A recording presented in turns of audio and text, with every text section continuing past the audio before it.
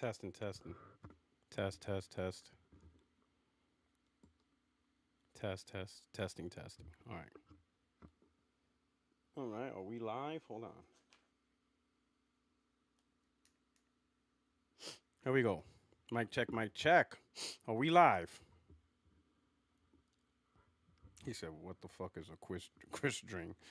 Oh, welcome, my friends, my family, my fellow gamers. Welcome to the early edition of what normally would be Friday Night Live, but in this case, it's Saturday morning for me, just about afternoon for the East Coast. All right, Saturday edition. I apologize. Up your volume some. Okay, hold on. So this is where I have to be tricky. So I have to be tricky with this. Give me a second. All right, we'll start with this.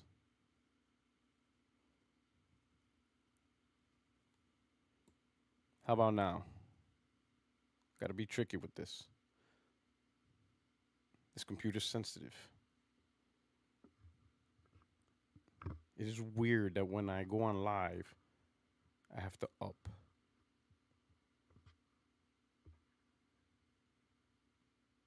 Here we go, Leech.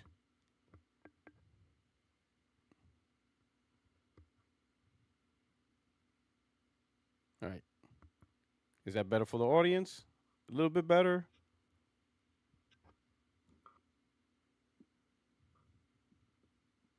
How that sound? Oh, now Leech is ignoring me. Trying to hook you up. You were nice and loud on Tuesday. Always something. It's good for me. Hold on. You know what it is? The thing is weird because when I do one thing, it has a different adjustment. But when I do a video, it's just weird. I gotta figure out why can't like the settings be equal across whatever I do. It's absolutely weird. Absolutely weird. All right. So hopefully this should be a little bit better. All right. Still got to figure it out. I don't really understand. This part is the weird part. The sound leveling. You know, why it sounds one way on the Discord, but then when I make a video, it sounds a different way, or at least the leveling. And then when I go live, completely different settings. It's absolutely weird and it's absolutely annoying. I ain't gonna lie. Any you sound guys, is that normal? Maybe it is normal. Anybody into sound engineering or whatever in the chat? Is that a normal thing? Like if you do a recorded video, you have to have its settings.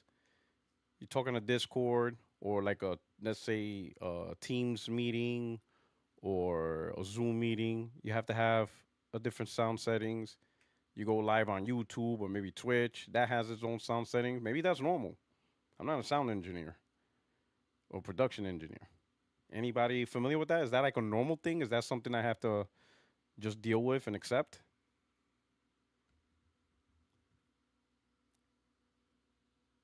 Am I frozen? Is that got a series? Is there like a big lag between me and the chat? I hope not.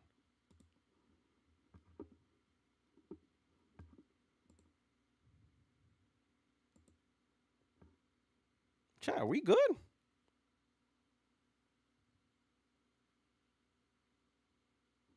I'm getting kind of nervous here. Okay, I see. All right. SPR said that.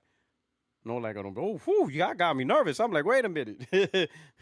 I'm like, wait a minute. Like, oh shit. Okay, what's good for me? Okay, all right. I was like, wait a minute. I'm like, hold on here. I was like, oh, I was about to nervous. I'm like, did we freeze? All right, all right, all right, all right, all right, all right. Okay. Anyway, I want to say I appreciate you guys for rocking. SPR, it's your birthday today, is it not? I think I saw that on Twitter. That today's your birthday. Can you confirm or deny?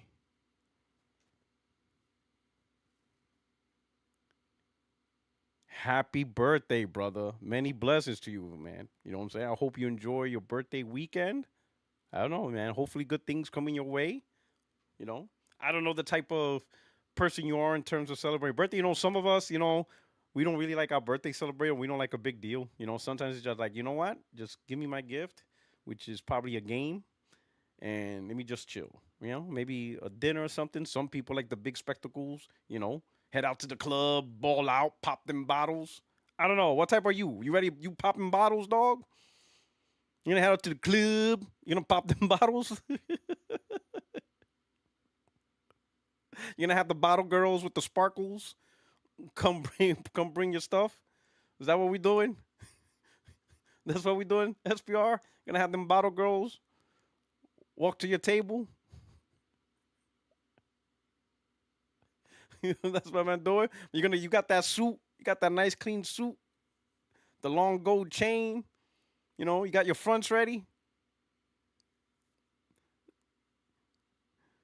You gonna break out the Dom P, or you just like chill type at home. You know, got your little cognac. You know, listen to podcasts after the podcast. Maybe watch some sports. You know, like your birthday gift is like everybody leave me alone. Like I'm good. Thank you for the wishes, but today nobody bothers me. Is that your type? Like no one bothers me. You know, like I am not here for the. I don't exist. My birthday means I don't exist for the day. Don't bother me with your problems. Don't say you need this. Don't tell me the toilet's backed up. I don't care. Figure it out. Today's me day. Is that who you are? That's it. You know, sometimes there's benefit in just being left alone. Sometimes that's a gift in itself, right? And just watch life, you know. But people laugh. People be like, "That's so weird." People at a certain point, right? Let me say this: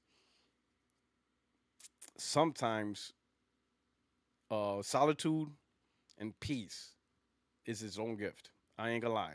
Like I at times appreciate just some alone space every once in a while, right? Um, because sometimes you participate in so much. Working. You have to deal with a lot of people, and there's problems and issues and just complaints, and you're just hearing that over and over and over, right? And then you come home to your family. You got to take care of your family. You always want to make sure they're taken care of. You know what I'm saying?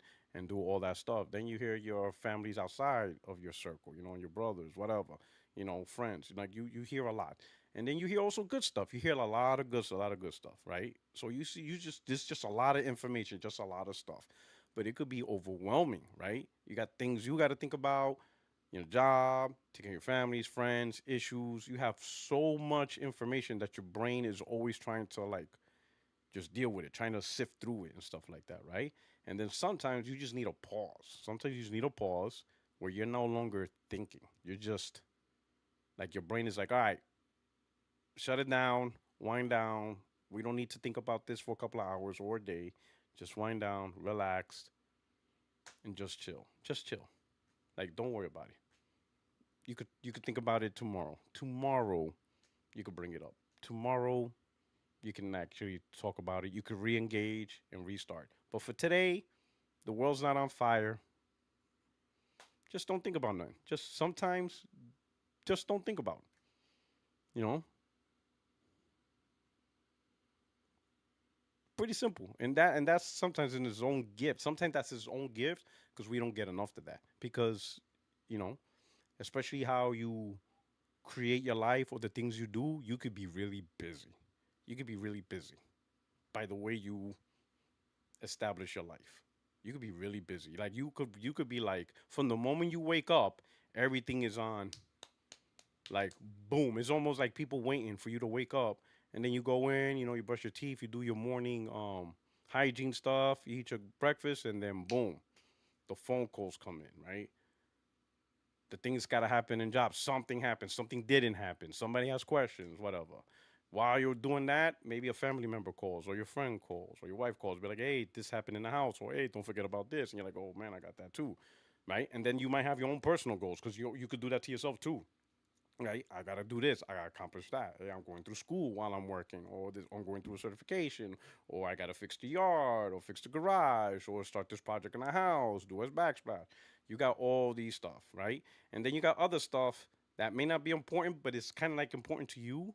So because you want to be on the know, like maybe you follow sports, so now you're trying to keep up with, let's say, the Giants, and they suck ass, and the Yankees, and, it's like so all those little things start coming to your head, right? So you got all these things, all this information, all these, actions, right? All these stimulus that just constantly bombard your brain, right? Then you throw in a little bit of social media, talk a little shit on Twitter. You know what I'm saying? It might be serious, might be not. I feel sorry for those that do politics full time. Like I just did a little bit, and that shit is overwhelming. Like I don't talk politics a lot, right? Maybe a few things when I feel like, man, this is really important. But even those few things, I'm gonna be honest, it is overwhelming. Anybody feel like that? Like politics is really on social media is really that's why I don't really do it. I know some people ask like if I get on military, would I be interested in doing like political talk? And I'm like, no, I can't do this. I could never do this for full time. It's overwhelming. Like console wars is nothing. That's nothing. That's just fun and jokes. I could do that shit all day and laugh about it. But politics, yo, even like a few hours, I'm like, holy shit, right? Yo, some of the shit like yo SPR, you hit on the nail, cause yo, because let me say this. Let me say this. We talk trash. I talk trash to Xbox guys ad nauseum. Them capping over Microsoft, them capping over Xbox, lying about Xbox, all that stuff. But you know what? That's okay. It doesn't really matter if they lie. I could, because the truth is, it's just video games. They can make up all the lies they want. It really is. I mean, at the end of the day, it's like, whatever.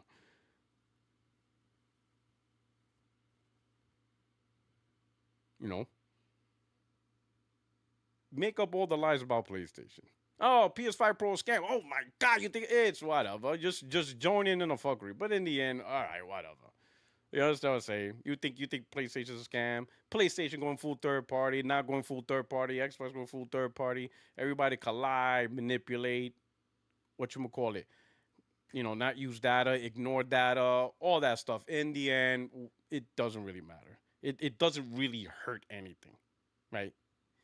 Politics is different. Political views, absolutely different. Because when you see a person's political view, they're showing who they are. SPR knows what I'm talking about. SPR knows exactly what I'm talking about.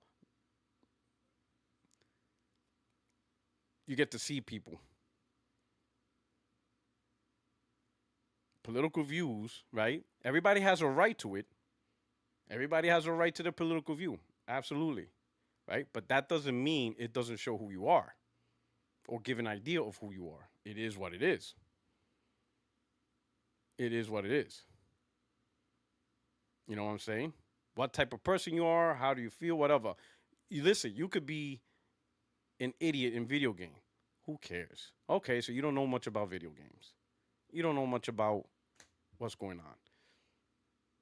You could be the person and be like, oh my God, Xbox has the best plan. They make so much more money than PlayStation. That's not true. Not even close. But that's okay. You don't know that. So what? You don't know that it's actually PlayStation that makes way more money than Xbox, has higher revenue than Xbox. It's okay. It's okay to be like, how PlayStation needs PC money. That's not true. In fact, the money PlayStation made off of PC, Xbox, and Nintendo combined is just 2% of their overall revenue. It doesn't even compete with physical game sales. Physical game sales make more money than multi-pass sales across PC, Xbox, and Nintendo for PlayStation. And we're talking lots of games. Like PC got lots of games over the last fiscal year. God of War, Horizon, just a slew of games, right? The live service game Hell Divers with all the MTX. Xbox got MLB The Show and Destiny. Destiny's also on PC, right? And then Nintendo got MLB The Show and the Lego game stuff. Lots of games over the last year, during the fiscal year. It was 2%. Physical game sales was more. And if physical game sales ain't all that to brag about. But it was still more. So, but it's okay. You could still feel that PlayStation desperately needs PC money. It doesn't matter. Whether you know or don't know, it's not going to impact your life. It's not going to make you a doctor. It's not gonna make me a doctor. Me knowing about PlayStation isn't how I got successful as a career in the Marine Corps. It doesn't really do anything. What it does is just, ultimately it has a great community. I have a channel. You know, I am so blessed to have an audience. Right? I can't thank you guys enough. I can't thank my subscribers enough. I can't thank the members enough. There's no amount of thank yous I can give because this is a privilege to have you guys around. It's a privilege right now just to have 100 people right now um, watching me live on a Saturday. You could be doing anything else right now, anything else, except you guys chose to watch this dog crap channel. So I can't thank you guys enough. You know, even the likes, I got 35 likes. I wish I had more likes, but guess what? I am very grateful for the 35 likes I have. If I get more, I will continue to be grateful. It's all about being grateful and stuff, right? So, may not know much about gaming. You might think you do, you might not. You might think you know a lot, maybe you do. Either way, it's okay. But politics is different. It's a little bit different, right? Kind of show you who you are and how you talk, you know, how you relate, who you listen to, who you don't listen to, what's your stance, right? SPR knows what I'm talking about. I'm not gonna go into detail, but he know, so he saw it, so he must have saw it in the timeline, and it's wild, but it is what it is. I'm not, like politics. I'm not gonna stress over it, right? You know, I think to be honest, I think to be honest, I'm just gonna stop talking about. I'm just gonna like because now my algorithm really got screwed up on Twitter.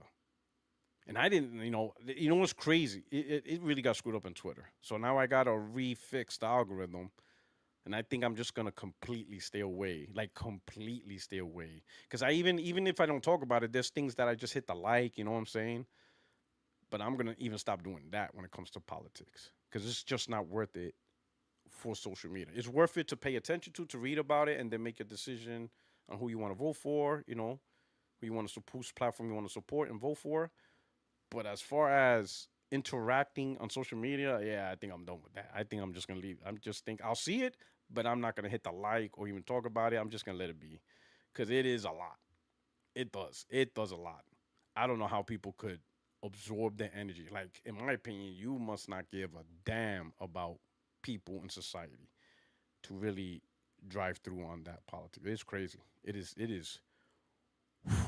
It's a lot. It's a lot. You know, So and my algorithm's now screwed up, and I'm like, now I gotta retrain the algorithm. And I think Twitter is more, how would you say, it favors certain content. So like you could hit. It just feels like I hit like on a lot of video game stuff, and then I hit like two politics stuff, and my timeline started with politics. It's almost like it favors the politics side. Anybody has that impression with Twitter? Because I could hit like 30 things about video games and electronics and two things on politics, and my timeline is dominating with politics. And I even put like, I don't want to see this. This doesn't pertain. You get them options, and it still keeps going.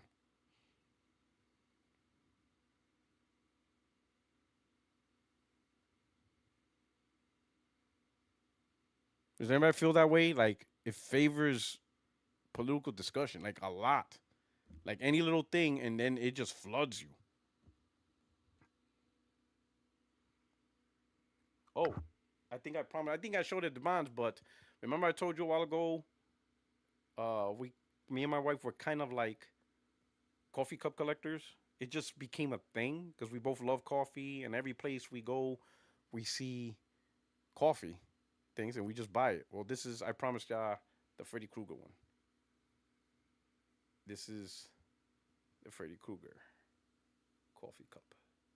Tell me that thing don't look gorgeous. Tell me this thing don't look gorgeous. The sweater's the handle. Look at that sucker. Look at that. Ooh, sorry. Look at that. Sweater the handle. Look at it. Look at the detail. Look at that detail. Oh shit. The camera's bukakiing. Extreme would be proud. Extreme would be proud of my camera. Look at that detail. Look at that. Tell me that's not crazy. Look at that sucker. Gorgeous. Gorgeous. That cup, right? Kelly said cup is sick.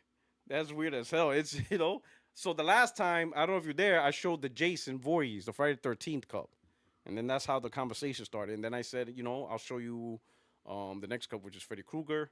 I got a Michael Myers, but the Michael Myers is not detailed. See, the Freddy and this are detailed. The Michael Myers is a regular cup with just imprint on it. I couldn't find like an actual Michael Myers style like this, so I'm still looking for it. Well, I didn't really check online, to be honest.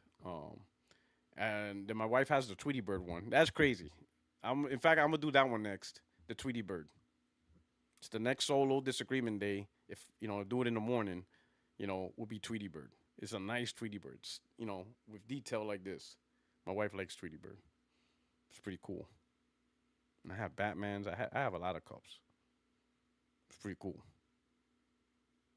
He says that is scary. Perfect for Halloween, right? But tell me that's not cool though. You know, good cup of coffee. It's 9 in the morning over here. Well, 9:30. All right, that's how we do here, right? But anyway, man, please hit the like button. Let me look through. I see some activity here. We got Liquid Data with the $2 super chat. Hey, yo, Liquid, what's up? He says, yo, yer. What's going on? Good morning, good afternoon, maybe good evening, depending on what part of the world you are. Uh, Lady Gamer says, P Rock, I got 6 cups of Westlife, my favorite boy band. Oh, okay. Each cup I guess, is a band member. Carl G, I have a PlayStation cup. I have one too, actually. I have the PlayStation cup with the handle with the original. I'll show that another time, but I got that one too. My wife bought me that. You know, I'm gonna tell you something. All my PlayStation memorabilia, which I don't have a lot, but my PlayStation centric memorabilia, like I have the little sign. You probably seen a lot of people have it. Craig has it. I think Blaze has it. That glows. Has the PlayStation symbols. I think that's very common. A PlayStation cup. This pillow. I have a carrying bag for PlayStation, which my wife bought specifically for my PS5 Pro to carry it around. Right. Um, all of that was bought for my wife. My wife buys. Like she sees it, she buys it. It's crazy. She buys all that, and I don't know where she finds it. Like she has an eye for that, and she just buys it. The woman's wonderful. Here we go. We got Chill Will. All right. Member, outstanding. Welcome to the fam. Thank you so much, Chill Will. That's what's up. And then we got D487. He says, "Old membership super chat, up your volume." I up the volume. I up the volume. I up the volume. Right. Um, I guess I'm just gonna have to deal with the fact that I'm gonna have to write like a little card or something. If you're doing a stream, use these settings. If you're doing a video, these settings. If you're doing Discord, Teams chat, or Zoom, these settings. I guess I'm just gonna have to. I'm just gonna have to. I guess I'm just gonna have to give up on level setting, like a universal settings for everything. I guess that's just not possible. I guess it's just not possible. Right. Let me ask you guys something. Are you getting a weird sound as I talk? Like if there's like a background hum or whatever, or is that gone? I think that's gone because I think my settings should have eliminated that.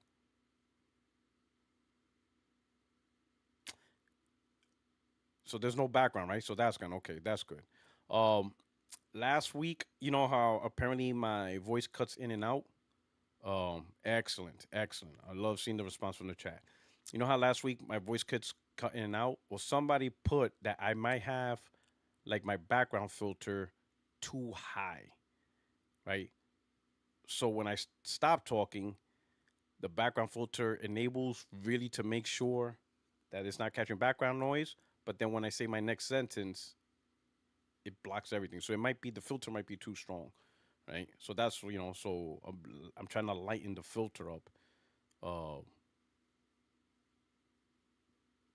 to make sure that my voice don't come out.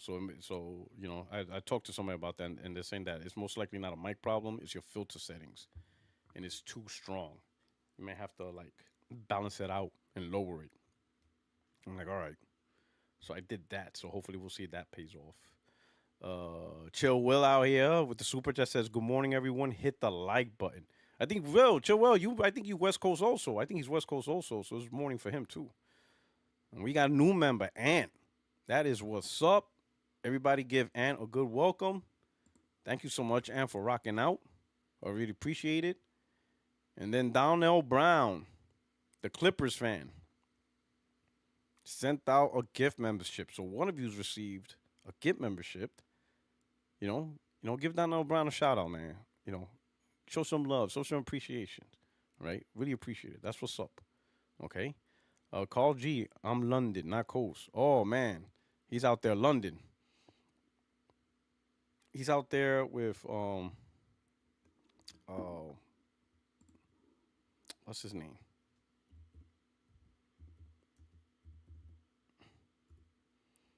What's his name? He out there chilling with Central C. You know what I'm saying? Oh shit. He out there chilling with Central C. What's up, Carl?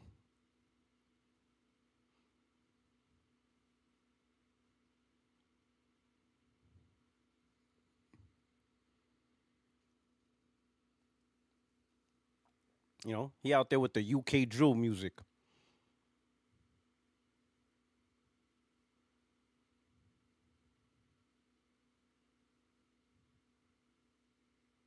Out there wearing the Nike Tech.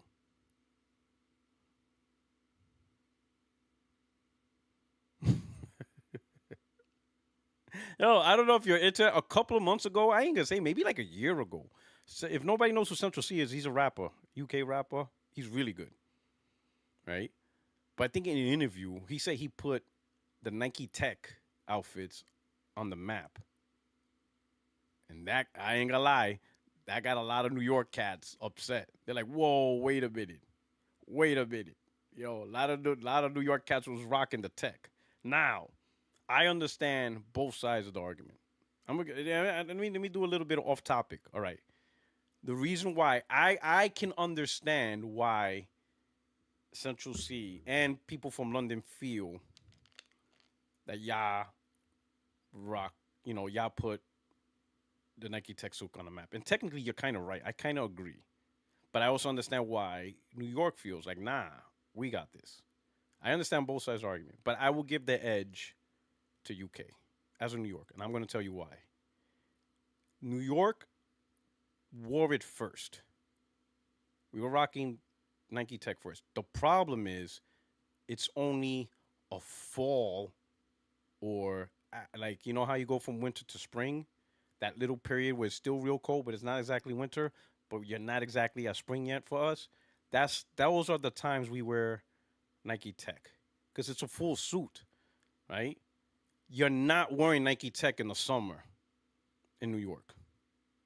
You would have to be diabolical to do that. Unless you're trying to lose weight and get ready for a weigh-in in a fight, and you're trying to lose 20 pounds in 3 days so you could weigh in for a fight, you're not wearing Nike Tech in the New York summer. It gets like 98 degrees in concrete. You can't. And you're definitely not wearing that during the winter because you will be freezing your ass off. So the Nike Tech is kind of like that outfit that's really periodic. You see it, you don't do it. It is what it is. London, let's all be honest, y'all wear the socks. Can we all agree? That shit is like you see the sun like one time a week. It's very cloudy. It's very cool. It's more normally cool all year round. So you can wear that outfit all year round. Trauma says, stop rock, stop. Listen, you go to London, Nike Tech is like almost seasonal. It's like almost all the time. Like you get more days out of it. You know what I'm saying? Listen to what I'm saying, Trauma. You go to London, they wear that all year round. You know what I'm saying? It's just, you talk to a London guy, like them reporting on sunny days like once a month. So that tech outfit is consistently used out there all the time. It's like all the time, all year round. So I can understand why they feel like they put it on the map because that's like a year round outfit for them. Well, for New York, it's like seasonal. You know,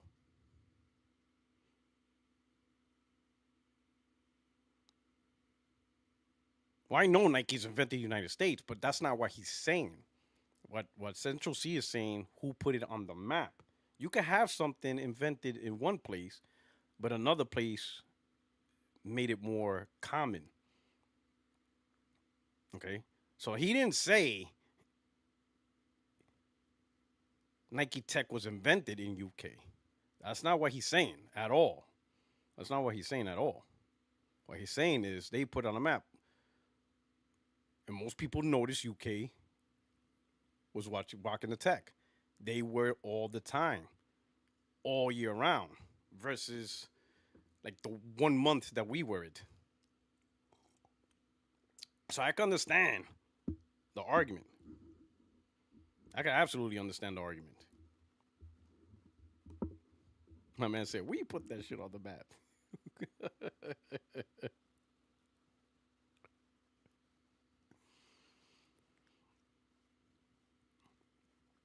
All right. Listen, go do your listen. I'm just telling you how it is. I'm just telling you how it is.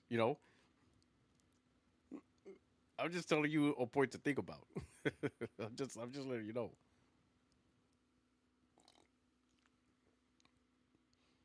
That's like a year-round fashion from them. So it's more consistent, more common. So it gives the appearance that. Now I could say New Yorkers wore it first, right? But that's like a gone here, gone tomorrow type outfit. You not wearing that in the summer. Let's be real. That shit's getting dropped real quick. By the time you put it on, you're taking it right off.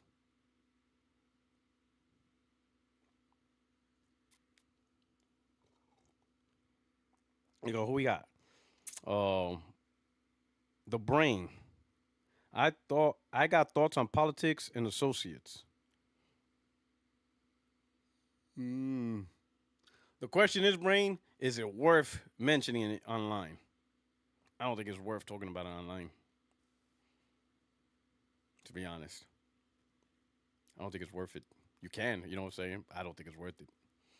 Charles Hawk with the super chat. They have a clothing brand named after London weather. It's called London Fog. Yo, this shit is crazy, bro. This shit is crazy. You know, you know, you know. He said London Fog. Oh, bad.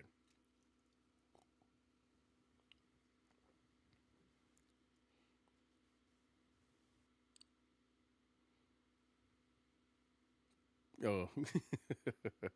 All right, all right, all right. We got 124 people. Thank you for the super chat. Thank you for the interaction. Of course, this disagreement day. I got somebody already in the waiting room, so let's pull this person up real quick before I get to the topics. We got hams and pineapple. Let's see what we got in here. All right, mic check, mic check. Hams and pineapple.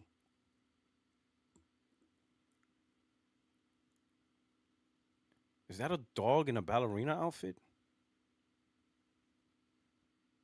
Hello? Hello, hello. Hey, thanks for having me on your show. Absolutely. How are you doing? Yeah, I'm good. I'm good. I'm Okay. calling from Scotland.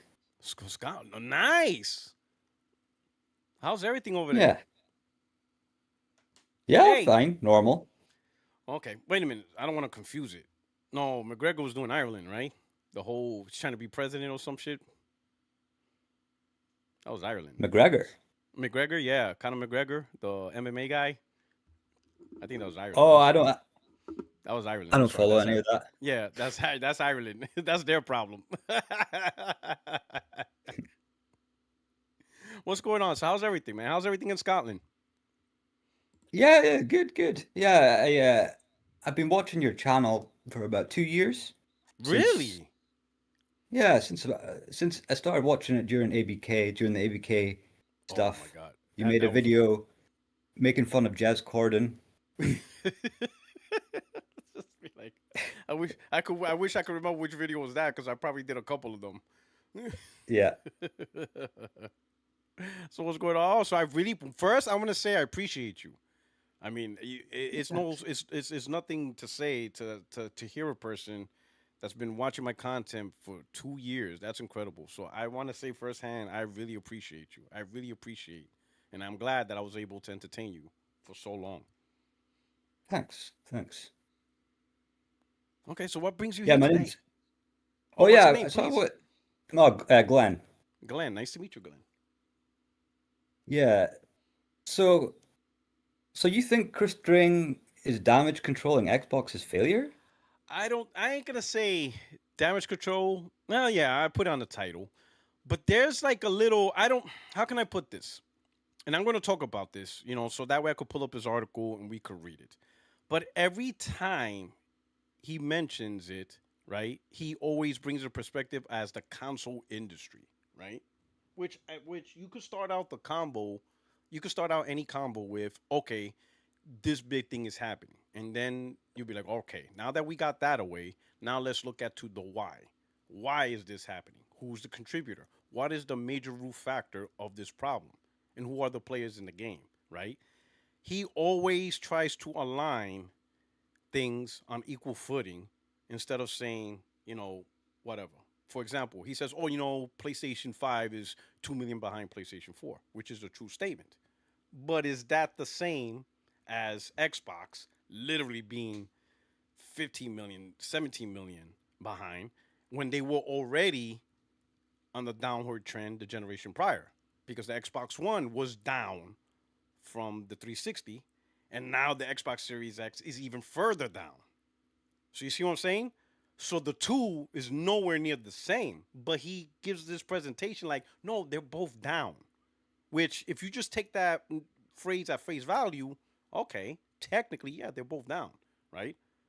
But are they equal in urgency? Are they equal in things getting messed up, right? Now, with 2 million Sony addressed, part of the biggest contributor of Sony being 2 million behind isn't really growth or whatever. Number one was COVID. They couldn't launch as many consoles as they can, like the PlayStation 4 has. PlayStation 4 actually had the record for console launch. PlayStation 5 was already handicapped due to production costs, due to COVID production. So they were already at a handicap. And then number two, the cost. At one point, PlayStation within 5 years got down to $250. You could get a PlayStation 4 for $250. Right now, PlayStation 5 went up in price. So to be 2 million behind PS4 at probably a more consistent $400 to $500 price, that's a huge feat because that normally wouldn't happen. There's no generation where 5 years into the gen, a $500 console is still selling amazingly well. That does not happen. It just doesn't exist. I mean, it's hard enough to sell a $500 console at the launch. You're telling me you're selling a $500 console 5 years later? So really, PlayStation 5, is at a good place. I also attribute this is PlayStation 4, and this is one thing Chris don't mention. This is why I have my issues. Is PlayStation 4 is still relevant. I think we all have to accept that. Even though it's a last gen console, it's really not being treated as such. Marvel Rivals just got an update for PS4. Third parties are still making games for PS4. PS4 is as relevant this gen as it's ever been, which gives us a testament to how great PS4 is. PS4 is a great console, and it's showing. It has the longest legs of any console. The console came out, launched in 2013. It's 2025, and it's getting recent updates from major games. You see what I'm saying? So some people don't feel the need to go over to a PS5 because the PS4 is still great.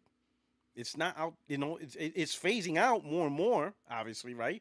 But you see how long it's taking to phase out, So I don't think that's a problem, and I'm gonna make this point. I think one thing we have to accept is generational strategy is over.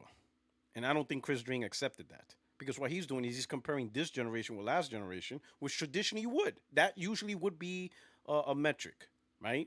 The transition over from one to another gen. I think that's over. I think generations in console is a done concept, right? We saw, I don't know if you're familiar with one of the business meetings, that Sony mentioned a couple of months ago, they now call it multi-generational strategy.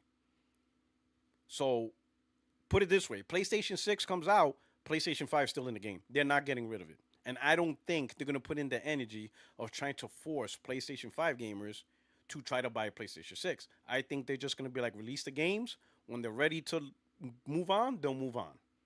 But in reality, when Sony releases a game for $70, what's the difference you buy that $70 games on a PS5 versus you buy it on a PS6? It doesn't matter to them. What does it matter if you buy Call of Duty? Like right now, I'll give you a perfect example. Call of Duty still being made for the PS4. Sony gets a 30% cut. So what's the difference between a 30% cut on the PS4 version of Call of Duty, 30% cut on the PS5 version of Call of Duty? I think they realize that it's whatever. If you're subscribed to PSN on the PS4, you're paying $80 a year.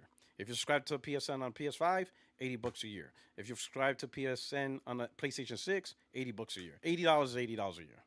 So I think generation is over with, and PS4 is part of the console generation today. I know we don't want to look at it that way, but I think from a business perspective, all those PS4 gamers are driving in billions for PlayStation. That's driving in billions for third party who decides to keep making games for them. It counts for them. They're not going to ignore it, be like, hey, even though we made billions on PlayStation 4, that's technically a last gen console, so we're going to ignore all that money. I don't think the business industry works that way no more. I think right now, they're just going to keep supporting platforms that they can support up to the point where that platform cannot be supported anymore, which is more in line with PC. I think consoles are now becoming like PC in the sense there's no more generations. If they can make the game on this lower set of consoles, they're going to do it. They're not going to force technology to make consoles obsolete. Consoles will just be obsolete naturally on its own time based on what they're trying to do with the game. That's what I think. And I don't think Chris is thinking that way, right? I think he's trying to level set all the issues as equal, which is not really a good way to look at things because the main contributor to the console going down is particularly Xbox. They're the ones with the biggest problem because they have been on a downward trend for 2 generations back to back. That's where the source is. I don't think the issue is with PlayStation, Nintendo, right? And I'm going into a lot of topics long-winded. But I think one of the biggest, and I noticed this in the Twitter, one of the biggest counter arguments is, well, okay, fine. If this is just Xbox, then how come the number of PlayStation gamers aren't going up in comparison to the amount of Xbox gamers going down, right? Once again, kind of like, okay, so if 30 million Xbox gamers left, where did they go?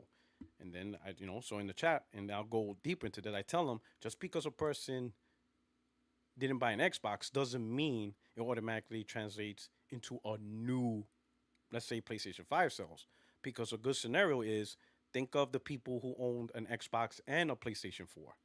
There's a lot, right? People think that every Xbox owner is an individual owner. That is not true. Many of them are multi-platform owners. They have an Xbox and a PC. They have an Xbox and a PlayStation. They have an Xbox and a Switch. They have an Xbox, Switch, PlayStation, PC, any combination.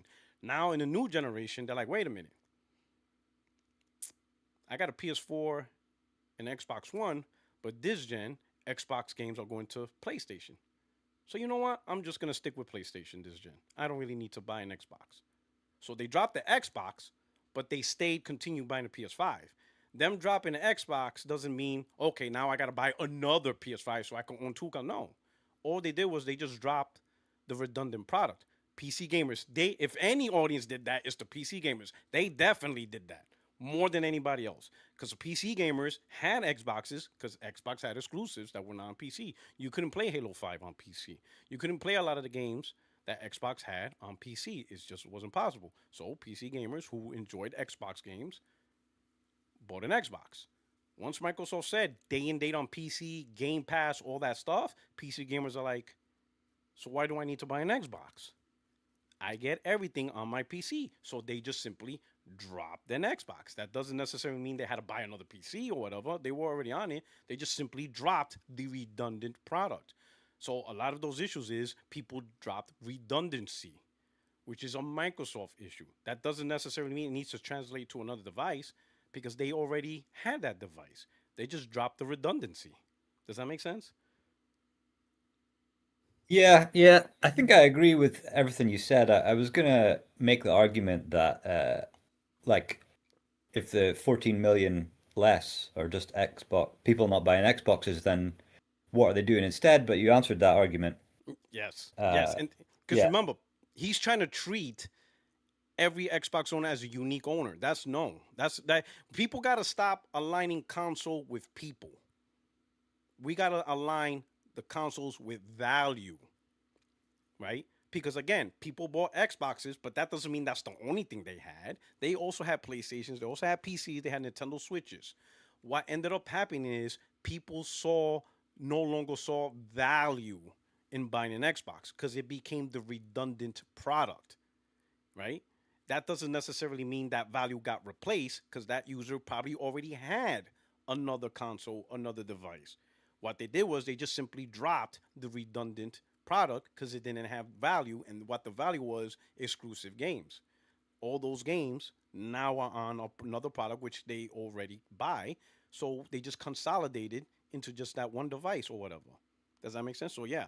So a lot of yeah, people try to say if it dropped by 14 million, then there should be 14 million of something else. Like no, that's not necessarily true. It just means somebody dropped the Xbox because it's the least valuable product.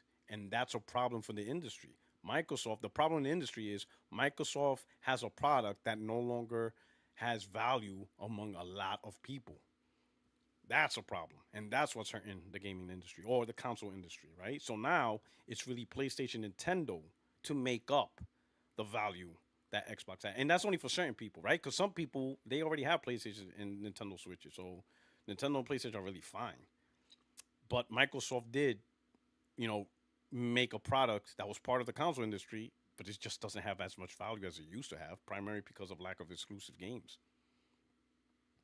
yeah. You mentioned the disadvantage of coronavirus, where Yeah. there was a shortage of PS5s. Mm-hmm. I don't understand how the Xboxes didn't do well, uh, because the coronavirus also increased demand for consoles a lot, like a huge increase in demand for consoles. And they had the cheapest one, so they had the Series S, which promised people, the cheapest entry point into playing all the latest games. And the people in lockdown, they didn't know.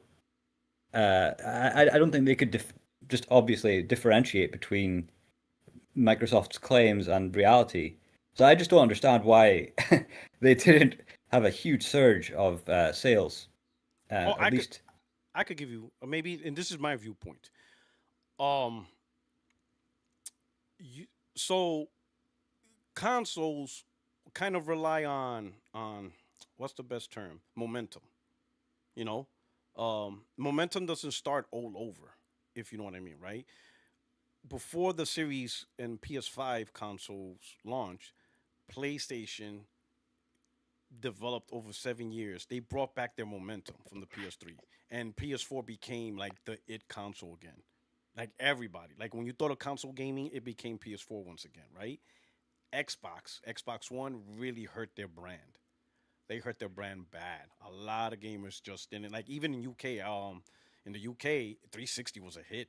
It was an absolute hit. It was an absolute monster. Sold a lot. Xbox One ruined it. It ruined that reputation.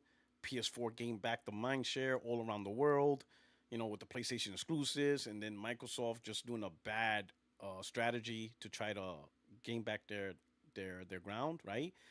So they left Xbox One gen die on a bad note. Now, before I move on to the next point, let me demonstrate on the advantage of ending a bad gen on a good note, and we'll use the PS3. I think we both, if you were around and for familiar, PS3 started out bad. It was in a hurt locker, $600 price point. A lot of people were talking more about Blu-ray than actual games. There wasn't no killer games at launch. PlayStation. I mean, you could argue Resistance was a good game. You can argue, Heavenly Sword was a good launch game.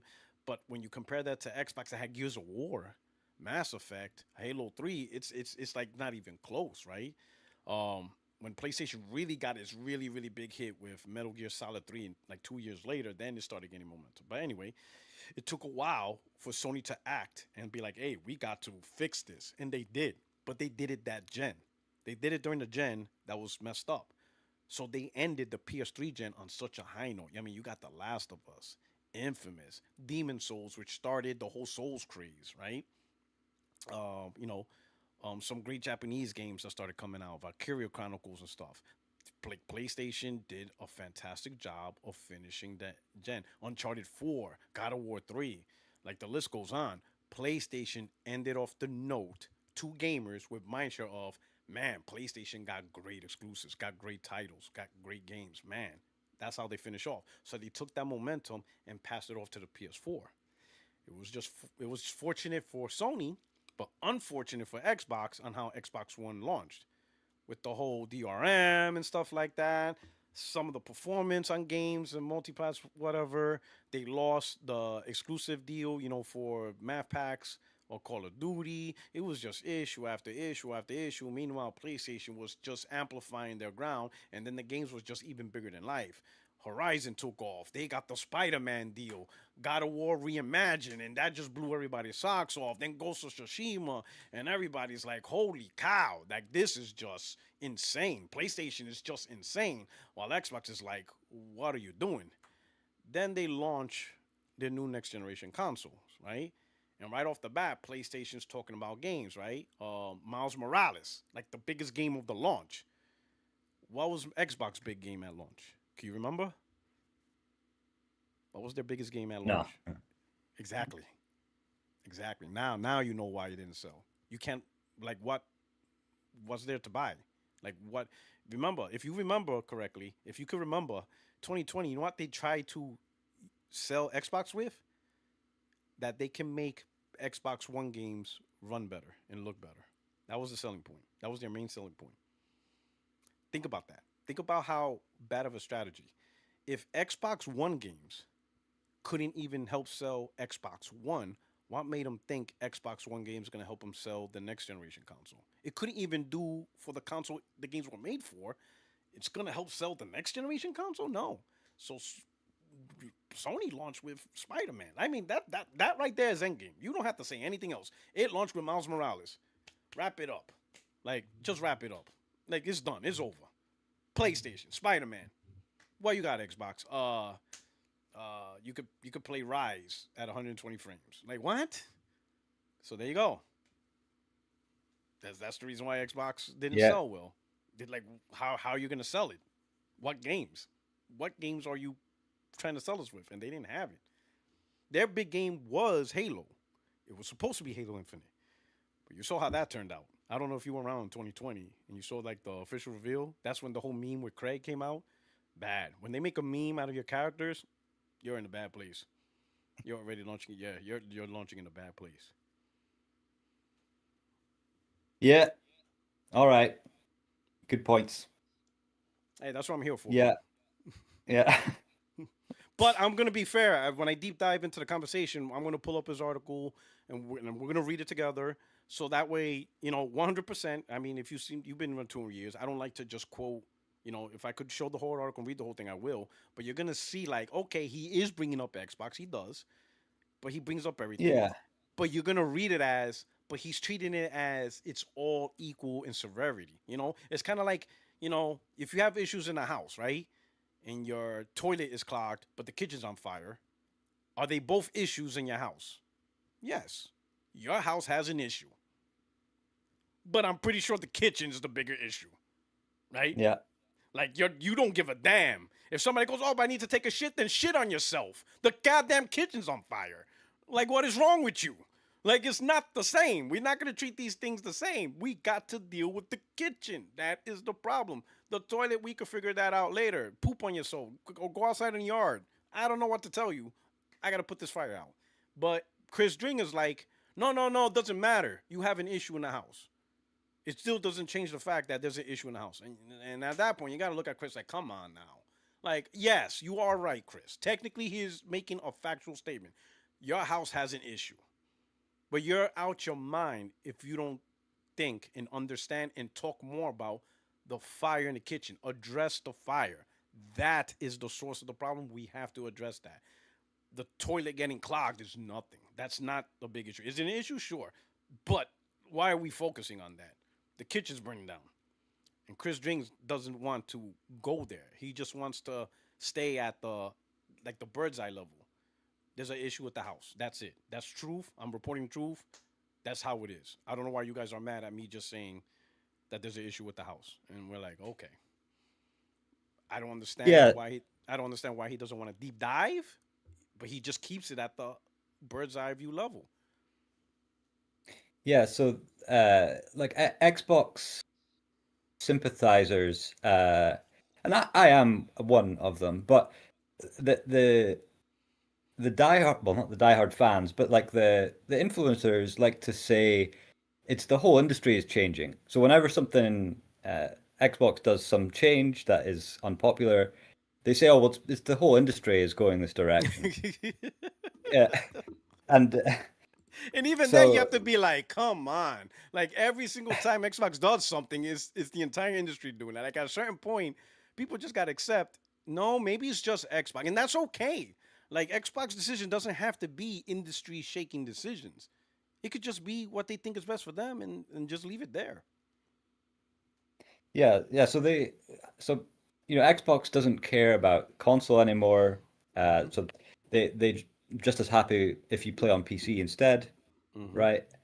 And so the claim is that the whole industry is going that way, where console isn't going to be as central anymore. And I, I don't know. I think it's worth considering, right? So the price hasn't gone down of the consoles, and also everybody can play games on their phones now, and most people will own a laptop of some kind where they can play games.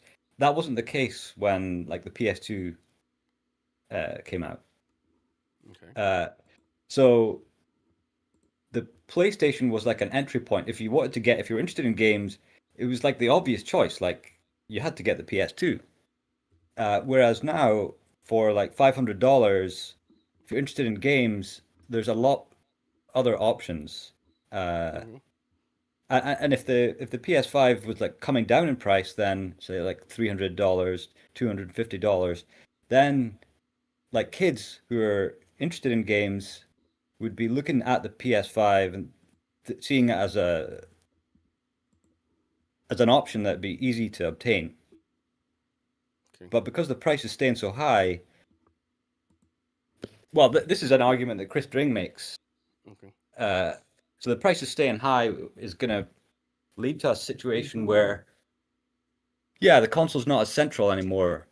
That gamers are getting into games through other platforms instead. What do you what do you make of that? Okay. So let me hit your first point about like a console list, like really consoles not matter. Okay. I think it depends on the two perspective. I think you hit on the people perspective. Let's start with the business perspective first, right? Because they're the ones that pretty much, I ain't gonna say totally decides, but they're the ones that's gonna realize, all right, this doesn't work or this works. For the business who wants to make consoles, like Nintendo, we'll use Nintendo and PlayStation. Why do they want consoles? What is it in it for them? For example, if you look at Nintendo and PlayStation as a pure publisher, meaning just make games, do they really need to make a console to be able to make games and have people play games? No, they don't. EA doesn't have a console and everybody plays their games. Epic, they have possibly the most popular game in the world, or at least one of the most popular games in the world, Fortnite. They don't make a console. Um, Capcom, they don't make a console. So you have lots and lots of examples of people who make lots of games, that make money off their games, and everybody plays it. And they don't deal with the turbulence of selling a console. Now we have to raise the price of the console and all that stuff. So why would Sony and Nintendo be part of that? Especially Nintendo. Nintendo, if there's anybody, Nintendo, if they went multi-plat, they can make insane amount of money off of more game sales. I mean, they sell 60 million on just their console alone. They could sell another 50 million on PlayStation, another 30, 40 million on PC. So why are they so interested in having a console? Why are they bound to the console? Because the console does something, that it provides something to Sony, to Nintendo, that EA does not have, that Capcom does not have, but Valve has, and that's a marketplace. People got to stop looking at the console just from the lens of the user, but what is the lens from the business? It's a marketplace. You could technically say Steam is their console, Valve. Steam is Valve's console. It's a marketplace. It's a place where you transact and buy stuff. And whoever owns that marketplace, they reap the benefits of transactions. If Sony doesn't have a console, how are they going to make money on Fortnite? They can't make it on PC. They have no marketplace there. They can't make it on phone. They don't have a marketplace there.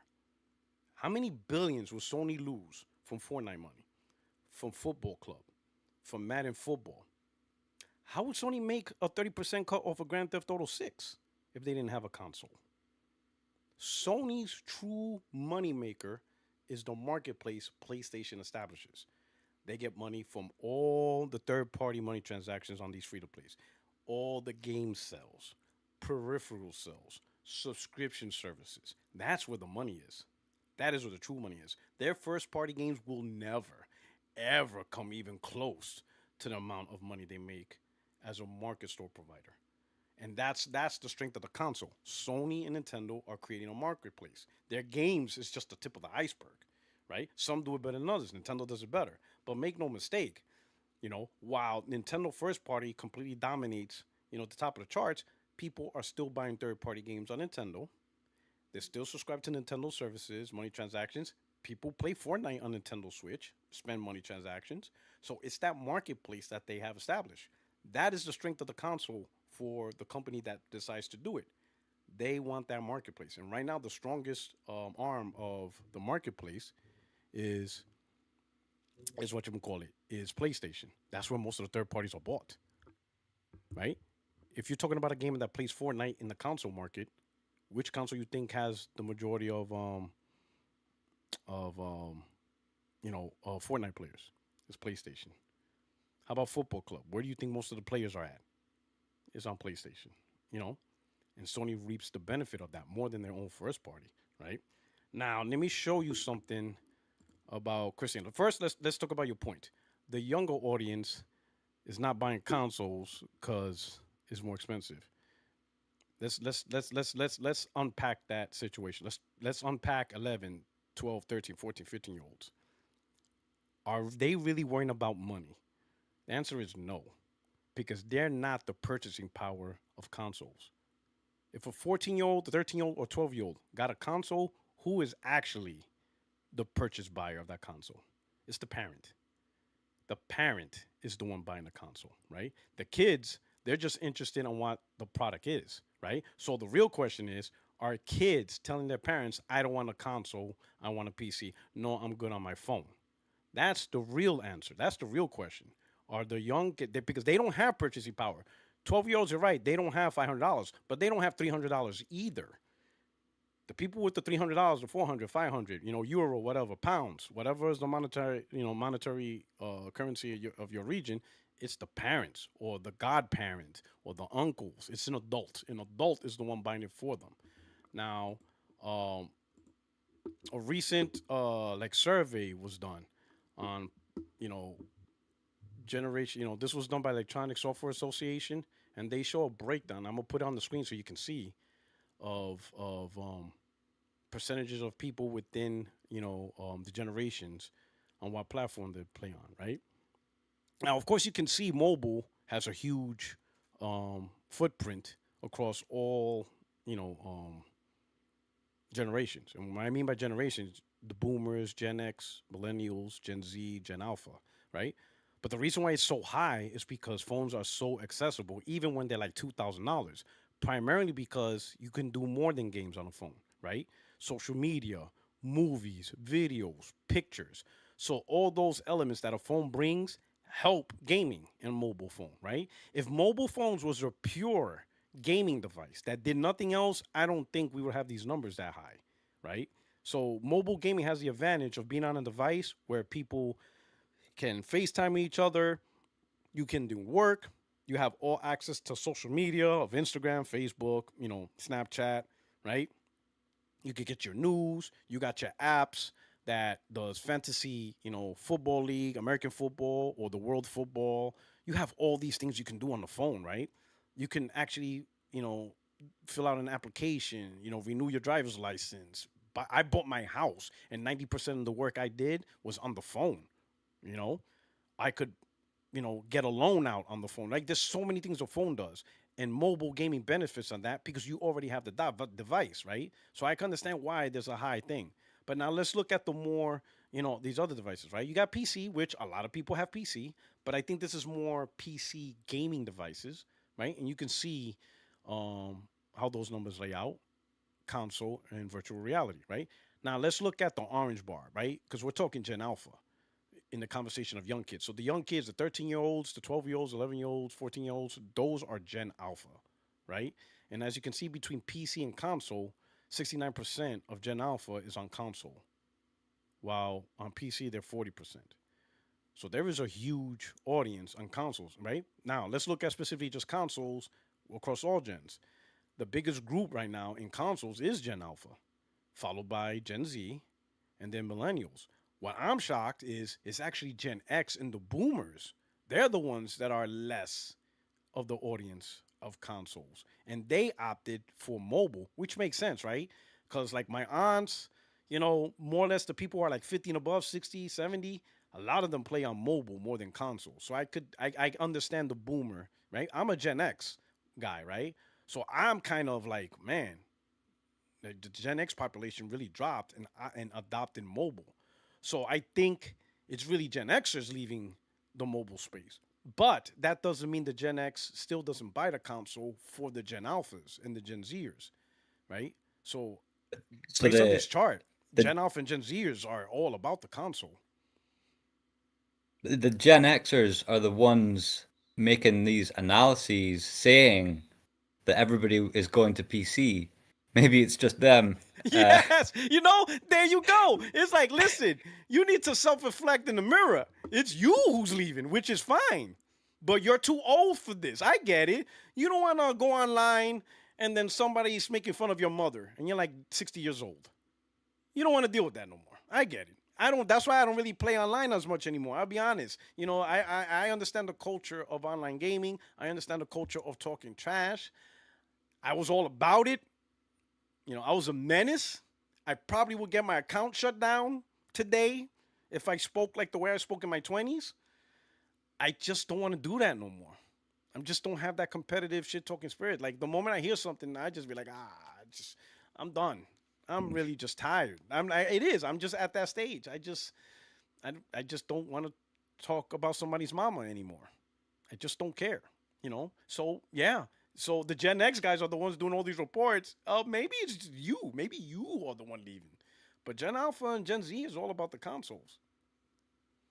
yeah, yeah. So the Dring argument, uh, yeah, would predict that the bar chart would look different than it Mm-hmm. actually looks. Yeah, and that's Yeah, that's and what's funny is ESA just released that, so it's bad timing. It's really bad timing for him. It's just really bad timing. The data doesn't support his stance and stuff, right? And he did mention an article, a drop of consoles among the 20 group. And you know what? I do agree with him. But again, he doesn't like to deep dive. He likes to stay up here. He doesn't be like, all right, let's zoom in and see what's going on. 20s traditionally, people in their 20s traditionally, a significant portion do drop playing consoles. But it's not because they're not interested in consoles. That's usually part of the phase in your life where you're in college, you start a new career, maybe you're about to get married. There is a lot of things going on, and something's got to get dropped. Usually, gaming just goes down to like a halt. That's always been that way. That's been that way for decades, even before, right? Now, yeah. That now happened to me. yeah, yeah. So people could relate. There is a period. It happened to me too. When I joined the Marine Corps, the military, at 19. So that 19 to 21, when I'm just starting my career, I'm always going to the field. I'm going through all these schools. I really didn't have time to play games as much as I normally do. So my gaming time slimmed down and dropped. But once I stabilized in my career, I picked it right back up. Plus, I picked up rank. I was getting better pay. So boom, I invested even more in gaming because now I'm like, holy cow, I got more money than I ever had. I don't have to ask my dad or do these odd jobs. I'm making good money. I was buying games a ton. It was even I was buying games that I wasn't even ready to play. I would buy a game day one and put in a backlog. Like why, I look back and be like, why would I do that? Why did I buy a brand new game not to play it and just hold on to it? But anyway, different conversation. But that happens. People in their low 20s, they put a pause. The only difference is now we have phones. So those in their 20s, they still kind of play games on their phone because it's accessible. They could do it at work, they do it at school. It's a little bit accessible, but they didn't trade out their phone for the console. It's that the console's a bit more investment. Once they go through that phase and stabilize their lives, stabilize their marriage, their family situation, their education, their career, they're going right back to console, and they usually go back hard because now they have money, they have wealth, they can buy stuff, they can enjoy stuff, and they buy the new latest console, and they're buying a lot of stuff, and they're getting back into gaming. So that's usually a common thing, but he doesn't dive on that.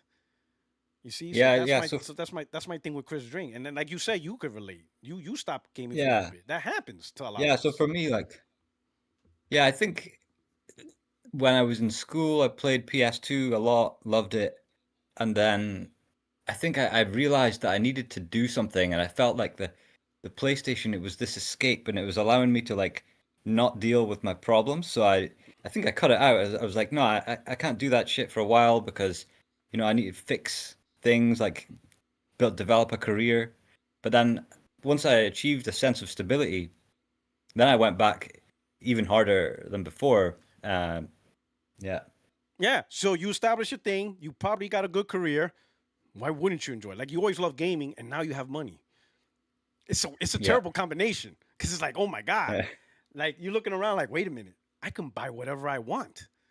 I have no one could stop me. Because when you have your rely on your parents, they have responsibilities. One that's not even their hobby. They have to balance responsibilities, and it is what it is, and that's just it's natural. But now you make the money.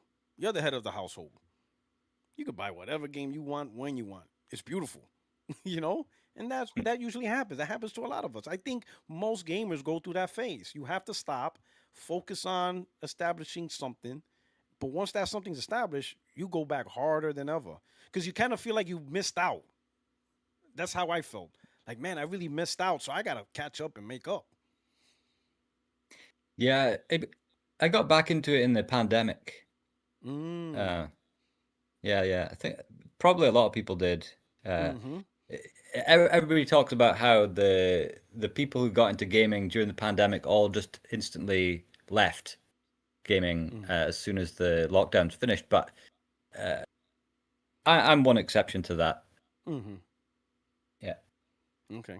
So yeah. So Yeah. that's So my anyway, so thing. Dring said, yeah. So Dring says that the people in their 20s aren't playing on console, but then you've got an explanation for that, which is just it's a kind of normal life trajectory. And we went through it. You went through it. So it's not Yeah. like Yeah. we both went through that. That's normal. That's a normal thing. That's always happened. 20s is like that pivotal period where, if you take your life serious, you have to realize you got to bunker down, and more often than not, your hobbies. And it's not just strictly gaming. It's anybody with a major hobby, they have to put the hobby to the side and focus on whatever it is they want. And then once they got that settled, they go back to their hobby, and they usually go back stronger than when they left that because now their life is more stable. They probably got a better position in life in terms of their career, so they can afford it now. So they're all in Yeah. now. I'll be honest. I'm buying more stuff than I ever bought ever in gaming, and it's only because my life Hmm. is more stable. I have more money to do it. Everything's great. And especially now, I have more time to do a lot of that stuff. So yeah, but he doesn't go Yeah. into that. Yeah. Yeah. True.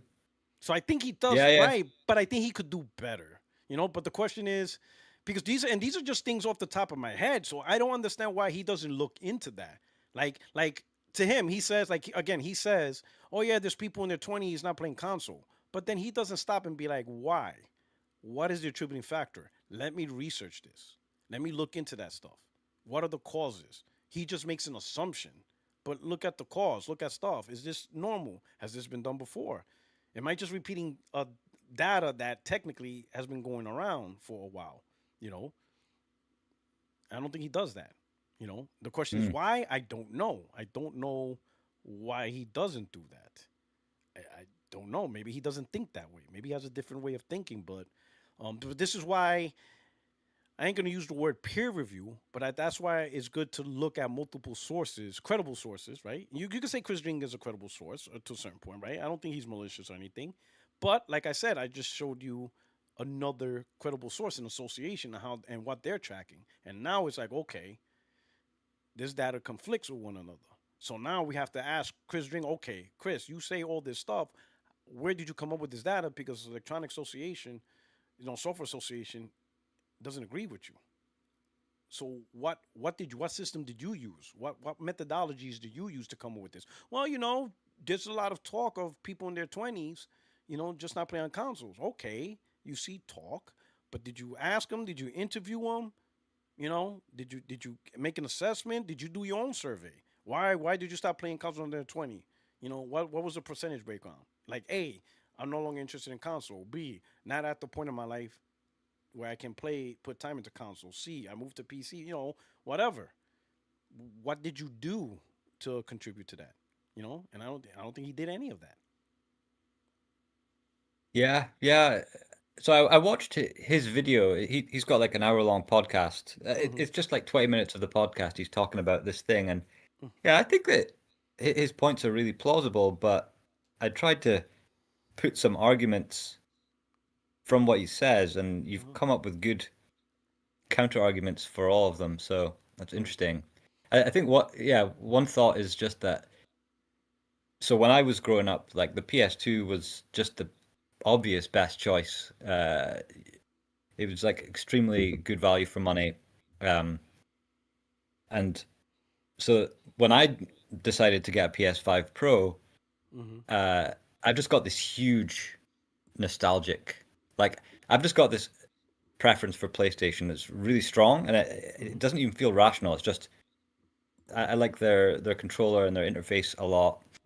So Mm-hmm. I just thought, well, maybe that's just because I've got this nostalgic emotional connection to the brand Mm-hmm. because of my childhood. So Mm-hmm. if I project that, well, teenagers and people in their 20s aren't going to have that nostalgia. So what reason are they going to have to prefer PlayStation?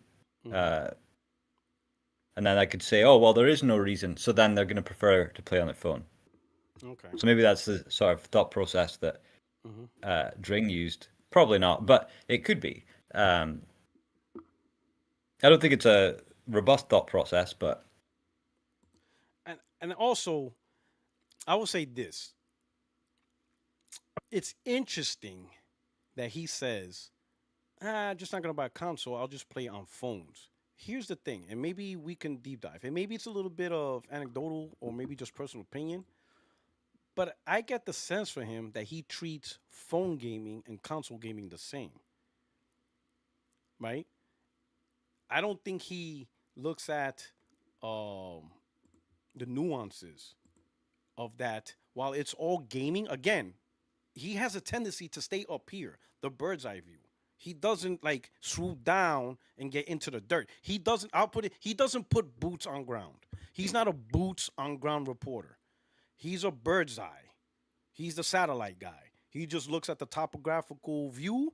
He doesn't go, all right, time to send in the boots on ground, live, right here on ground zero. He is not that type of reporter. He's never been. He's a very bird's eye guy.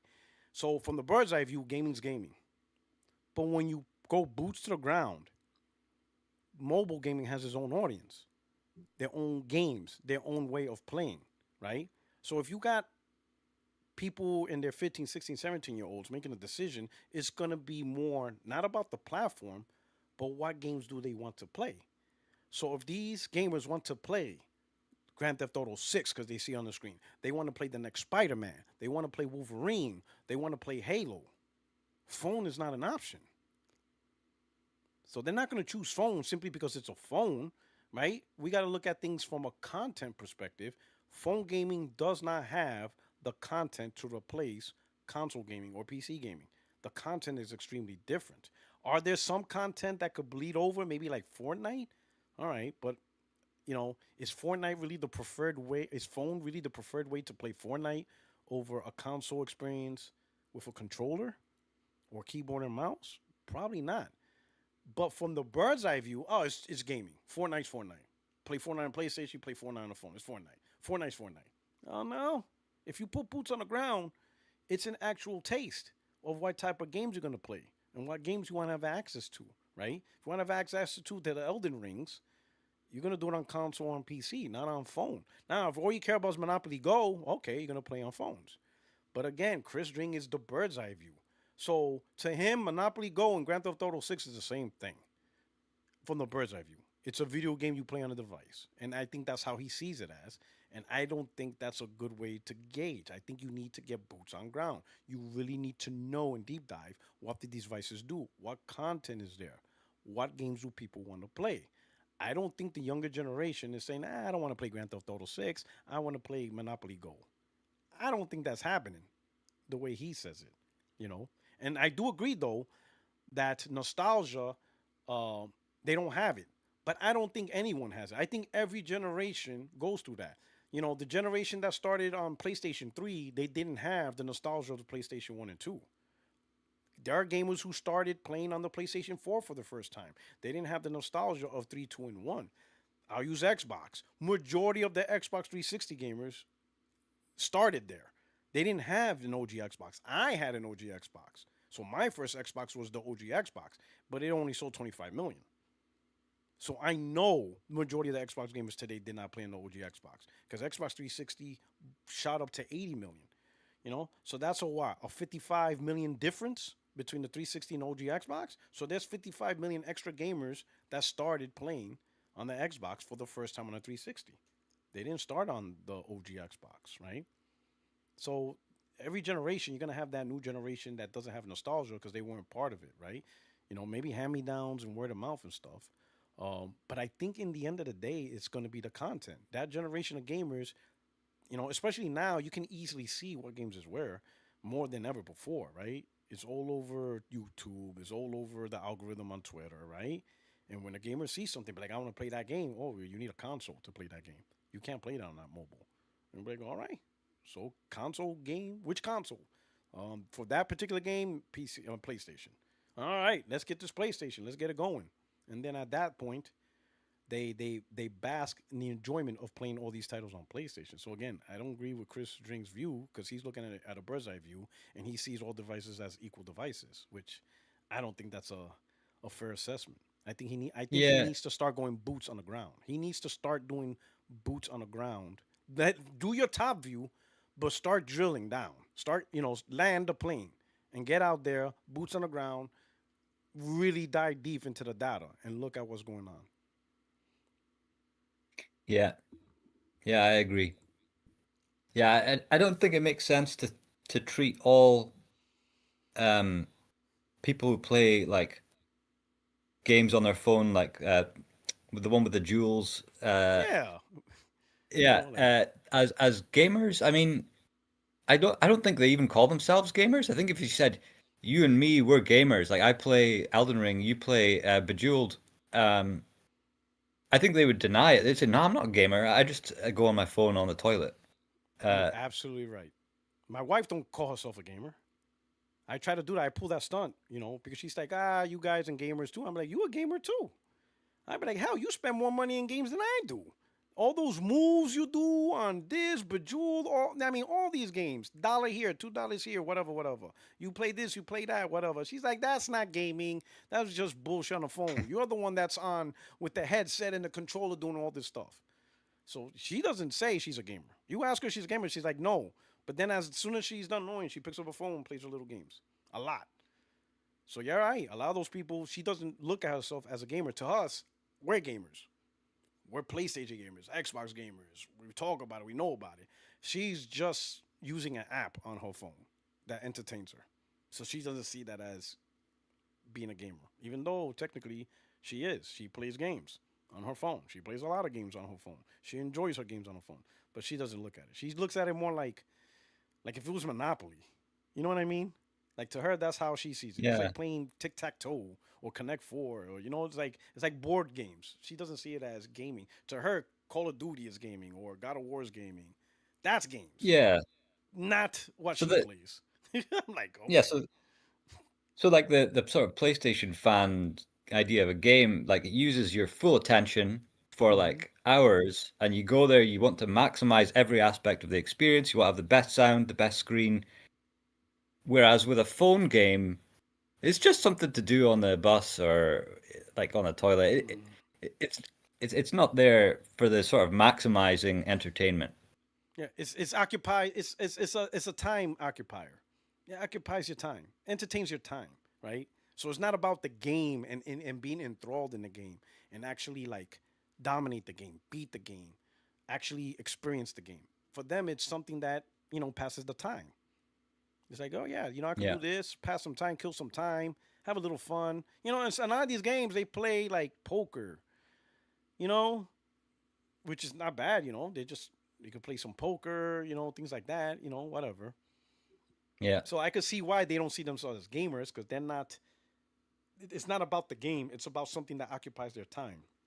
And it's a little bit of fun for us. We actually get immersed in the games, and we want to beat it. We Hmm. want to challenge it. We talk about it. We look up at hint guides, and some people want to do platinums. It's actually the game we're trying to immerse ourselves in. They're not immersing themselves in the game. They're just enjoying a little bit of time. Sometimes, I remember the big thing was Monopoly Go. Like my whole family was all in on that, enjoying it. But they were just enjoying it because they were just messing around with each other. But it wasn't like, oh, I'm going to dominate Monopoly Go. Like it wasn't that. It was just a little kill time among people connected in Facebook. I got Yeah. sick of it because I found it boring. I'm like, this is stupid. Like Yeah. Yeah. I hate phone gaming. I hate this. I'm like, this is so stupid. I can't do it no more. I Yeah. Yeah. tried. It was I can't Candy do it. Crush. Yeah, that's another one. Candy Yeah. Crush is the one. If you told a Candy Crush player, like, hey, check this out, you can play Candy Crush on like a 50-inch OLED with like the best sound, and they'd just be like, Why? why would I want to do that? Yeah. My wife was like a level 4 something on Candy Crush. Do you know how much time and energy you got to be for 4 something? That is a lot of hours. A lot of hours. That's gaming, but she doesn't see it that way. She's like, Hmm. it ain't Candy Crush is not a game. Right? And I told her, okay, blah blah blah blah blah blah. Okay, and she's like, okay, do you consider Monopoly the board? Like, she's like, oh, do you consider Trivial Pursuit a game? I'm like, well, yeah, it's a board game. Yeah, but is it a game? Like, am I a gamer because I play Trivial Pursuit?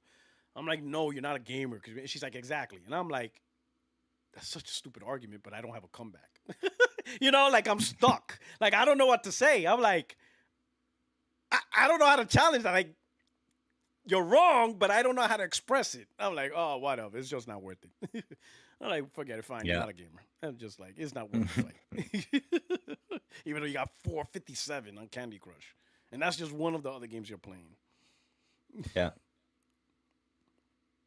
Well, I see Okay. you got someone else waiting in the Okay. waiting room, All right. Absolutely, man. but I really appreciate you coming through. yeah, I enjoyed talking to you. I really appreciate you having me on.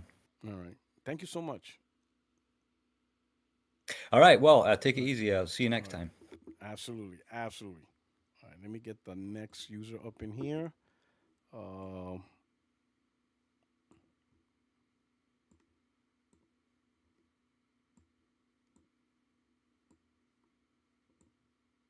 All right. We got Topper.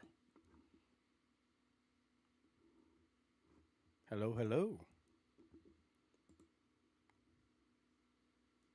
All right. While Topper gets on real quick. Hold on, Topper. Let me do some super chats to get this. Charles Hawk. Thank you for the super chat. Says they have a clothing. Oh no, I already did that one. Um, Chill Will. It's him or Destin Sweet Double Chin music. Oh my god. Chris Dring or Destin. Oh my god, Chill Will. It's crazy. Sweet double chin. Oh snap. And Glassdoor Gamer. P Rock, did you see the ESA data report for 20? Brad posted it. PC gaming evangelists are grifting for a platform that's mostly baby boomers. Yeah, I just posted, the map about it. We're gonna talk a little bit about that, right? But we got our boy Top up in here. Oh yeah, from Mexico. What's Hola, up? hola, Hola, ¿cómo está? ¿Qué tal? ¿todo bien? ¿Cómo estás? Oh man, how's everything? Everything's good. I'm playing the DLC from Assassin's Creed Shadows. It Okay. looks amazing on the PlayStation Pro. And I wanted to chime in on previous guy was saying about mobile games Okay. being on decline. Do you guys remember Netflix used to push a lot like, oh, I'm gonna get into gaming, buying studios and shit like that? Yes. Well, sure enough, they just abandoned it like quietly over the last few months. Hmm.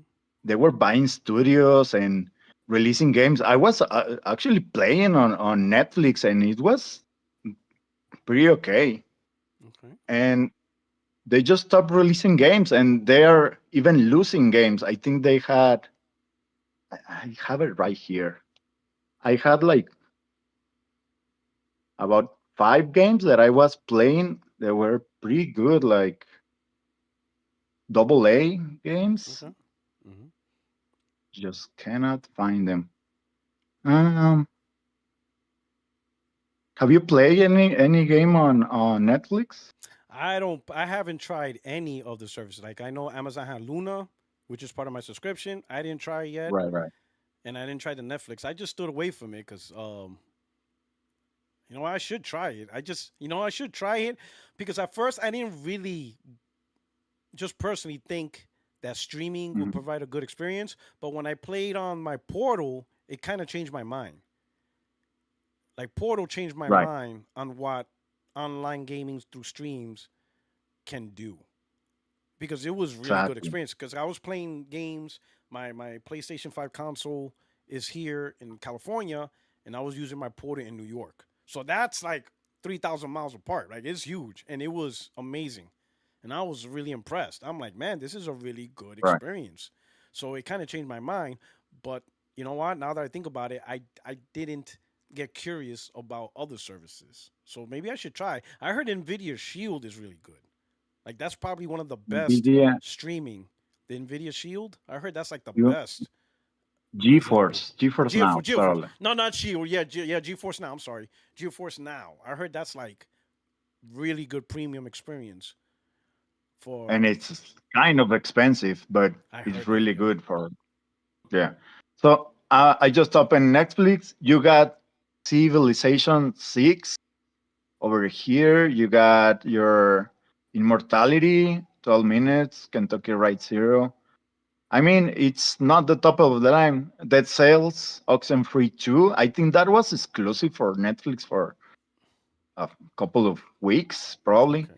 Okay. Yeah, they tried, and I remember Xbox saying like, "Oh, if Netflix is going on," and Apple they had their gaming portion, and I Google remember. where Xbox was like following that line, like following the trend, and those guys are kind of getting out of the business. So where does that leave Xbox now? Mm. It's I think the main problem is they I think the industry is confusing gaming with music and movies. Because you Exactly. Yeah. saw how streaming really pushed movies and music. It did. It blew up. Most people don't even go to movies anymore. Who buys a CD player or a CD anymore? People don't even buy digital albums anymore. They just download the whole album on the Spotify once it Yeah. releases. So no one really buys albums as much anymore or record players. It's really the purists, right? Which is a niche audience. No, not many people buy physical movies. It's really the purists who wants 4K movies. So it's a niche audience, right? Or a decent sized audience, but it's not the majority, right?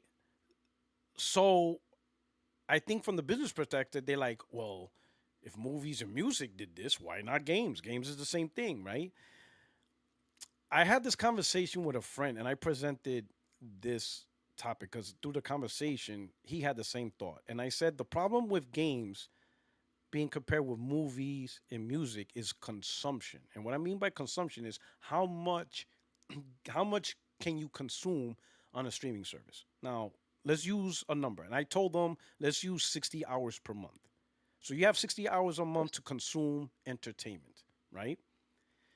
If you use those 60 hours on something like Netflix, Disney Plus, a Mhm. movie that's like 2 hours, you can watch 30 movies in a month.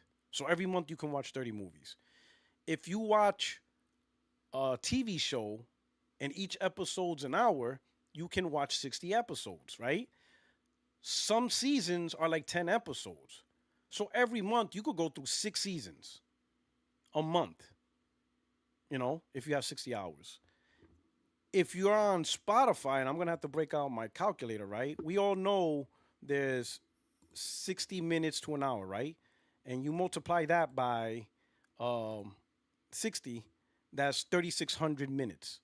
If you divide that, let's say a song is like 2 minutes, right? Most songs on average is about 2 minutes. You divide that by two, that's, oh, I said multiply. Also, no, no. Ugh, it's supposed to be 3,600. Divide 3,600 30, divided by two, you're 20, talking about 20 to 1,800 30. songs.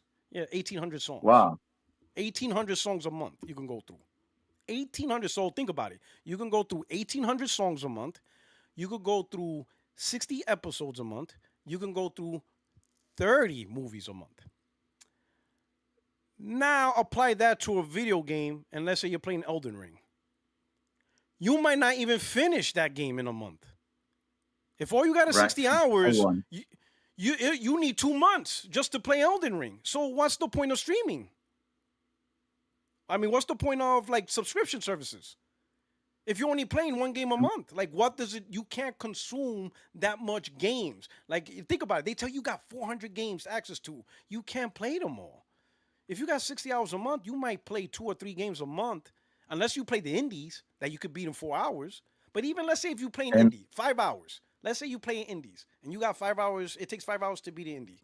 60 hours divided by five, you play 12 indies a month compared to 60 and even episodes, 30 movies, 1,800 songs.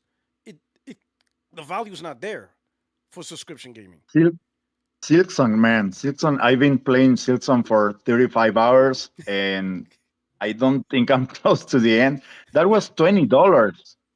yeah. That was a full month of subscription, and Hmm. I won't be finishing that soon. I hope I can finish before Jotai. So Yeah, you know. I don't think, yeah, I won't subscribe just to spend one time on a game. so so yeah, you would have to really get the most out of a gaming subscription. You need more than 60 hours a month. You need more than that. You need like 180, 200 hours a month to really get Yeah. into a game, play it, beat it, move on to the next game. While It, movies like what's like the Netflix, average? yeah, Netflix 60 hours a month. And when you divide that by 30 days, right? You divide, you do the math, right? I know I'm supposed to do this on top of my head, but there's a rule. Never do math in public. So you do 60 divided by 30, all right? You're talking about like 2 hours a day, if that. You could sit down for 2 hours and watch a movie or watch 2 episodes, right? And then think about the accessibility, right? Because when you do a game, here's another thing. Gaming requires active participation. You have Exactly, to yeah. focus, right? Movies, you could put on a movie and you could just be like this. That's my sister right there. My sister washes the clothes while watching stuff on her phone.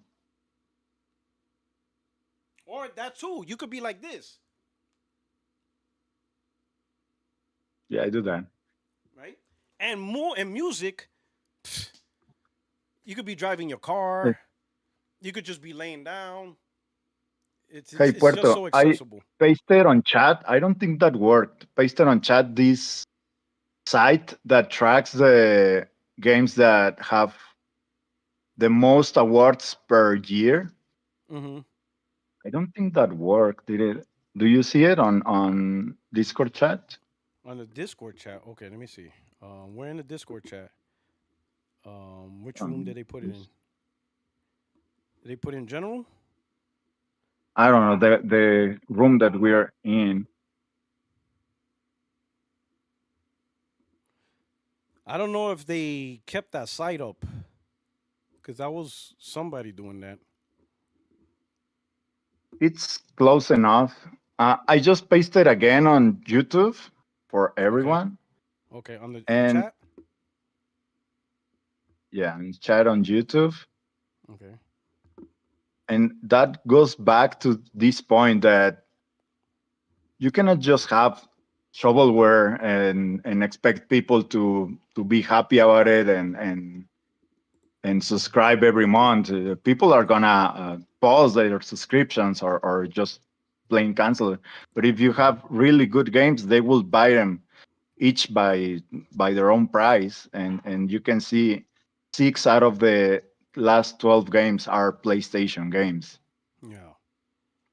and Yes. only one of those 6 is Nintendo, and 5 are what, multi platforms. Hmm.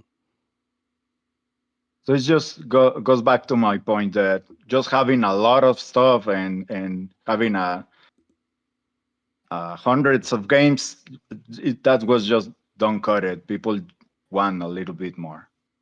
That Okay. was just Yeah. Yeah, that's true. Yeah, they want a little bit more. You got to have exclusive titles. You got to have big titles. It's not easy trying to be a service or a provider of games. You can't just right. and I think people like Netflix and Google with Stadia, they went the lazy route. You got to put in work. You got to put in the work. You want to be a provider. You want to be something, even if it's streaming. If you want people to come to where you at, you got to show them why you need to come here, and it can't just be simply, well, it's easy. You don't have to buy a console. Like, no, that's not good enough. That's not good enough at all. Yeah. That's not good enough because I don't think people have issues buying hardware. Some people more than others, right? Because we talked about poverty, we talked about the challenges of buying stuff, but Yeah. it's not 100%. Ah, we're Netflix, just play games here, and you're like, but the games you got, you have nothing I want to play. You got nothing. Exactly. We're gonna see how the narrative changed with uh, Grand Theft Auto. Let's see if people don't want to buy a console. People don't want to spend money on their gaming. They're gonna change. Oh man, Grand Theft Auto is gonna make a lot of people hypocrites. It Yeah. absolutely will. It absolutely will. Well, that was my point, but All right. happy to see you. Good. Take Thank care. you so much. All right, hermano. Cuídate. All right. All right. That was awesome. That was awesome. I'm glad to see uh reoccurring fans and stuff like that and supporters coming to the channel. That's pretty awesome, man. Once again, I really thank you guys for rocking out. If you don't mind, please hit the like button if you haven't done so already. Share this out. You know what? I'm talking trash and I didn't even share this out myself. Let me share this out back on Twitter. Give me a second. To remind people, I am live. Come through. I am live. There you go. Let me type this out. I apologize if you hear it. If you hear me typing, I am live. Here we go. Uh, the link is up to access the the Discord, the Discord channel, the Discord, yeah, the Discord, and join in on the disagreement. Yeah, here we go. Yeah, that sounds good. Yeah, yeah. Here we go. Let me put this. Let me control all. Okay, copy. So let me post this on Twitter. Let me go to Blue Sky. I'll tell you what. If for people who do full time content creation, you gotta worry about a lot of stuff. I ain't gonna say it's harder than a 9 to 5 because it's not at all, but it is annoying.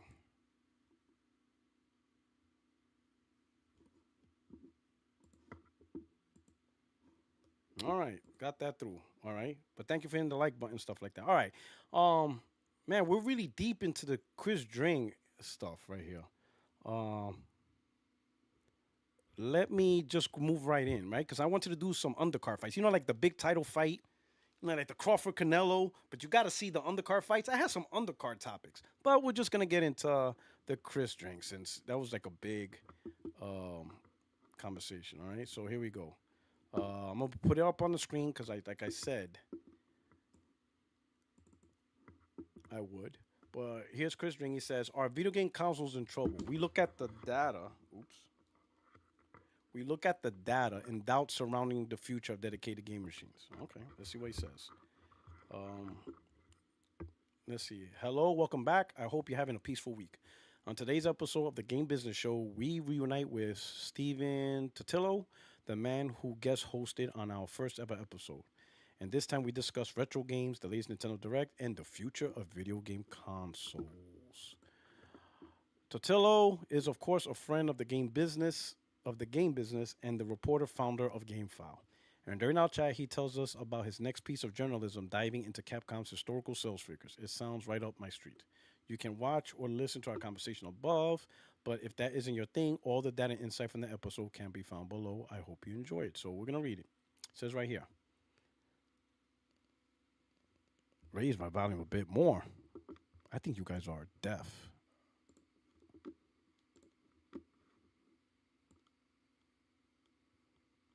All right. All right.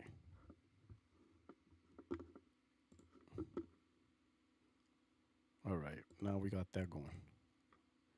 Are you guys good? Mic check. All right. Let me go back.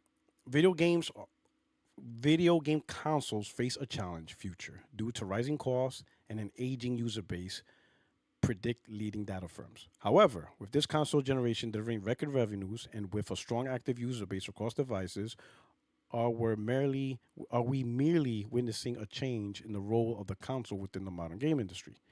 This topic followed comments from Capcom president Shujamoto Haruhiro. I apologize if I butchered his name, in an interview with Nikkei, who expressed concern about the high price of PS5 and the impact that it's having on the firm's ability to sell more copies of the recently released Monster Hunter Wilds. Console ownership is increasingly focused on the more affluent households, data shows. U.S. analytics firm Circana says that households with 100K plus income now make up 43% of the video game hardware sales, a rise from 36% just a few years ago. The audience is also getting older in the U.S. According to Circana, 18 to 24-year-olds only account for 3% video game hardware purchases in the year ending July 2025, which is down from 10% for the same period ending July 2022. The average age of console players in 2024 was 27.9 years old. That's up from 24.2 years old in 2018. Data firm Ampere says that when it comes to teens and young adults, this group are still using consoles as much today as they were a few years back. However, there's a moderate shift in the share of console players aged between 25 through 44 years old into the older age range. Ampere suggests that this may be due to hardware pricing, with younger gamers playing on parents' consoles and the increased competition on people's time from things such as video streaming and TikTok. If we look at current performance, consoles are generating significantly more revenue than ever before.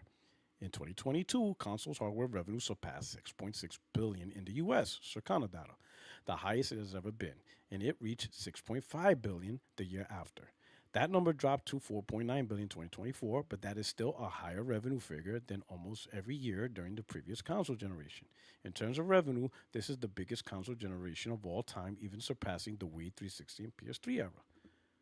Note, console sales here include PlayStation, Xbox, Nintendo Switch. Handheld only devices are discounted. That revenue result is driven by the higher cost of hardware, because when we start looking at unit sales, things are more complicated. PS5 is currently tracking slightly behind PS4, while Xbox Series S and X significantly lag Xbox One. Last year in the US, 12 million console units were sold, the lowest figure in 8 years. Meanwhile, Ampere estimates that by the end of 2025, the number of active devices for the PS5 Xbox Series generation will be 14 million behind what the PS4 Xbox One achieved during the same point in their life cycle. The company estimates that gap will widen to 20 million by the end of 2026. The situation does vary by platform, of course. PlayStation is trending well this generation and currently has 124 million active users across both PS4 and PS5, a rise of 6 million over the year before. However, the potentially smaller active install base for consoles overall, plus the high cost of hardware subscriptions and software, certainly poses a challenge to third party publishers looking to grow brands such as Monster Hunter. Nevertheless, it would be premature to predict a decline for the sector. Nintendo Switch 2 just delivered the biggest launch for a dedicated games device. PlayStation just raised its financial outlook on the back of a strong consumer engagement, while Xbox is preparing to launch two new handhelds, although they are more closely associated with PC handhelds. Furthermore, the launch of Grand Theft Auto 6 next year will deliver a spike in console users and sales. But there remains some long term pressure on the sector. The cost of consoles are continuing to rise during a time when families are growing concerned about food prices and tariffs. Consoles are not the entry level game devices anymore, with tablets and smartphones becoming the typical starter device for younger games.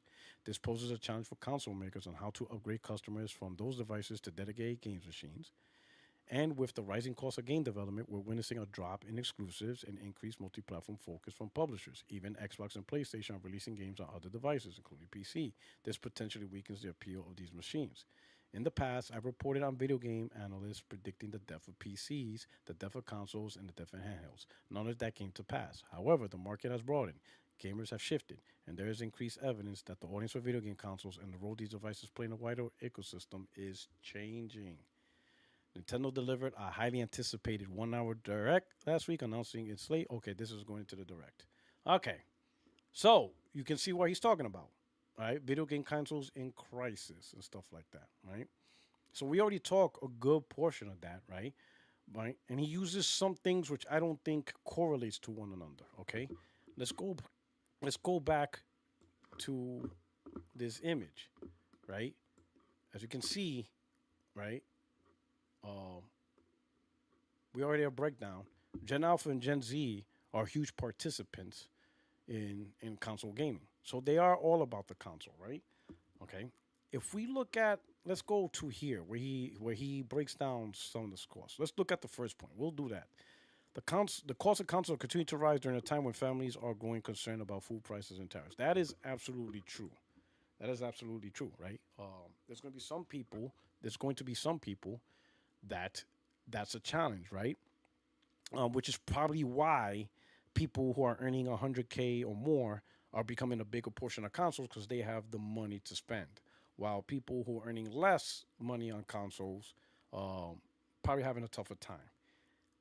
That could be a good indicator on why so many are still playing on the PlayStation 4 rather than not worrying about consoles, if that makes sense, right? If you really can't afford a console and you're waiting for the price to go down, but the prices ain't going down. In fact, the prices are going up. And then on top of that, the console that you own is still pretty relevant. Games are still coming out, you know. You don't really have to move on. This is where I made the point earlier on the live. The conversation of generations is over.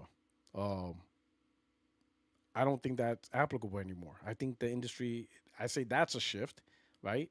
And it benefits the company from a financial perspective. Sony already mentioned it. They're talking about multi generational strategy. That's why I'm already preparing for the PlayStation 6 gen to be primarily better versions of PlayStation 5 games. I don't think Sony's gonna really push hard on trying to get PS5 gamers onto PS6. It really doesn't matter to them. Sure, they want their PS6 to sell, but not at the cost of forcing exclusives away from PS5, right? Because that PS5 gamer buying a $70 game is no different than a PS6 gamer buying a PS5 game. Most of the multiplats are going to be PS5 anyway, right? You know, the PlayStation Store is the PlayStation Store. Whether the PlayStation Store is on PlayStation 5 or the PlayStation Store is on PlayStation 6, it's still the PlayStation Store. So whatever you buy in the PlayStation Store, it ends in the hands of PlayStation. Um, what you call it? Besides that, um, cost is, I think, a huge factor. I don't think anybody is gonna, what you call it, argue that. You know, cost is an issue, but but I think Sony is really preparing themselves, really strategizing on a multi generational strategy that third parties probably already adopted. Uh,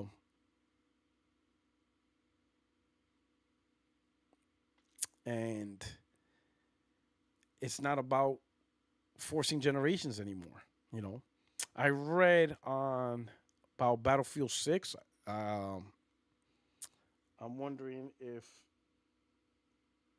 some of you read about how during the beta, EA noticed a large amount of people on PC playing the game below the specs of what they're recommending. And now they're trying to improve, well, I ain't gonna say improve the game, but optimize the game for those particular hardware devices that are below the spec of what they recommend. Which just goes to show is that's just an example of a publisher and industry trying to get the games to work on as many devices. So trying to force devices to become obsolete, I don't think that's a concept anymore. Like as soon as new hardware comes out, oh, we gotta maximize everything this new hardware done. I don't think that's a thing anymore. I think generally they want to make a good game. Some games will take advantage of it, but it's not going to be to the point where they're going to ignore platforms anymore, right? Unless they absolutely have to, unless the platform absolutely hinders the game to a certain degree where it's not the game they want to release, they're going to release it on that platform. You know? But as long as the actual game itself it stays with the vision they want, they're going to keep it there, right? That's why I think the PlayStation 5 is going to have even longer legs than the PlayStation 4 because it is a much better built console for its launch. Great hardware, and I think that's going to stick around from third party for a while. And I think Sony's really going to do it. That's to go back a little bit. That's one of the reasons why Gran Turismo 7 is on PS4. If y'all remember, Gran Turismo 7 was legitimately, out of all the early games announced, that was one of the games that was actually announced for PS5 only. Then they changed their mind. Horizon for the Forbidden West and God of War, they were not announced as PS5 exclusives. They were announced as, cross-gen titles. GT7 was the one game that was not announced as a cross-gen title. That change came after. Because they didn't want to force the PS4 gamers to move on to PS5. They wanted to take advantage of an audience that's already there. So you saw how far Sony did that. Now, Sony's not making games for PS4. I think PS4 peaked for them and what Sony wants to do. But I think PS5, especially with the Pro, is going to have longer legs. So Sony's still going to build the games around the PS5. And the PS6 is, is going to have all the bells and whistles with next-gen capability. But overall, that multi-generational strategy is going to, is what they're going for. Right? And for the people that can't afford the PS6, but you already have the PS5 or you have the PS5 Pro, they're just going to stay on that. And if they stay on that, that's still fine for Sony because subscription is a subscription, a game sells a game sell, multi-plat sells a multi-plat sell. Right? I don't think that because of the price of the console, the gamers will be like, I'll just stay on my phone. Because again, it's about the content. What content on the phone is going to satisfy someone who's interested in console gaming? And it's just not. Phones doesn't have that level of content. They don't have the games. Whether it's third party, exclusives, first party, whatever. It's not just simply, I'm just going to opt to stay on mobile. What game are you playing? You really going to play Candy Crush and not God of War or Halo or Gears of War or Assassin's Creed or Grand Theft Auto? You all know the games. You all know the list of games, so that audience is not there. Consoles are not entry-level game devices anymore. With tablets and smartphones becoming typical starter devices for younger games, this poses a challenge for console makers on how to upgrade customers from those devices to dedicated game devices. It's not even an upgrade. I don't consider that an upgrade. Like mobile console's not an upgrade to mobile phones. No, it's two totally different devices. It's two totally different devices, right? Sure. The younger audience, 2-year-old, 3-year-olds, they're playing on tablets and phones, but that's because it's accessible, it's easy, it's portable, right? And it's one of those tablets you can and sometimes it's not even about the games. It's usually like kids YouTube or kids Netflix. So sometimes they're not even playing the game; they're watching. I don't know, Coco Melon. I don't know, whatever.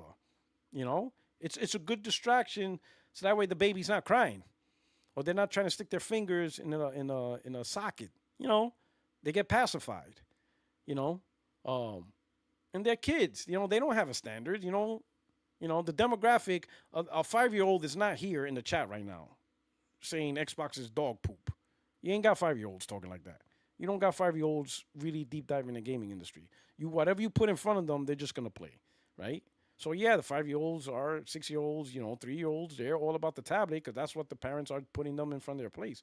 But eventually, like when you're 7, when you're 8, when you're 9, and you're in school, and your friends are there, and you're talking about it, and they're talking about Grand Theft Auto, and they're talking about this, or you look at a streamer, or you look on YouTube for these games, and you see these AAA games, and you're like, man, I want to play these games. I want to play Spider-Man. I want to play Wolverine.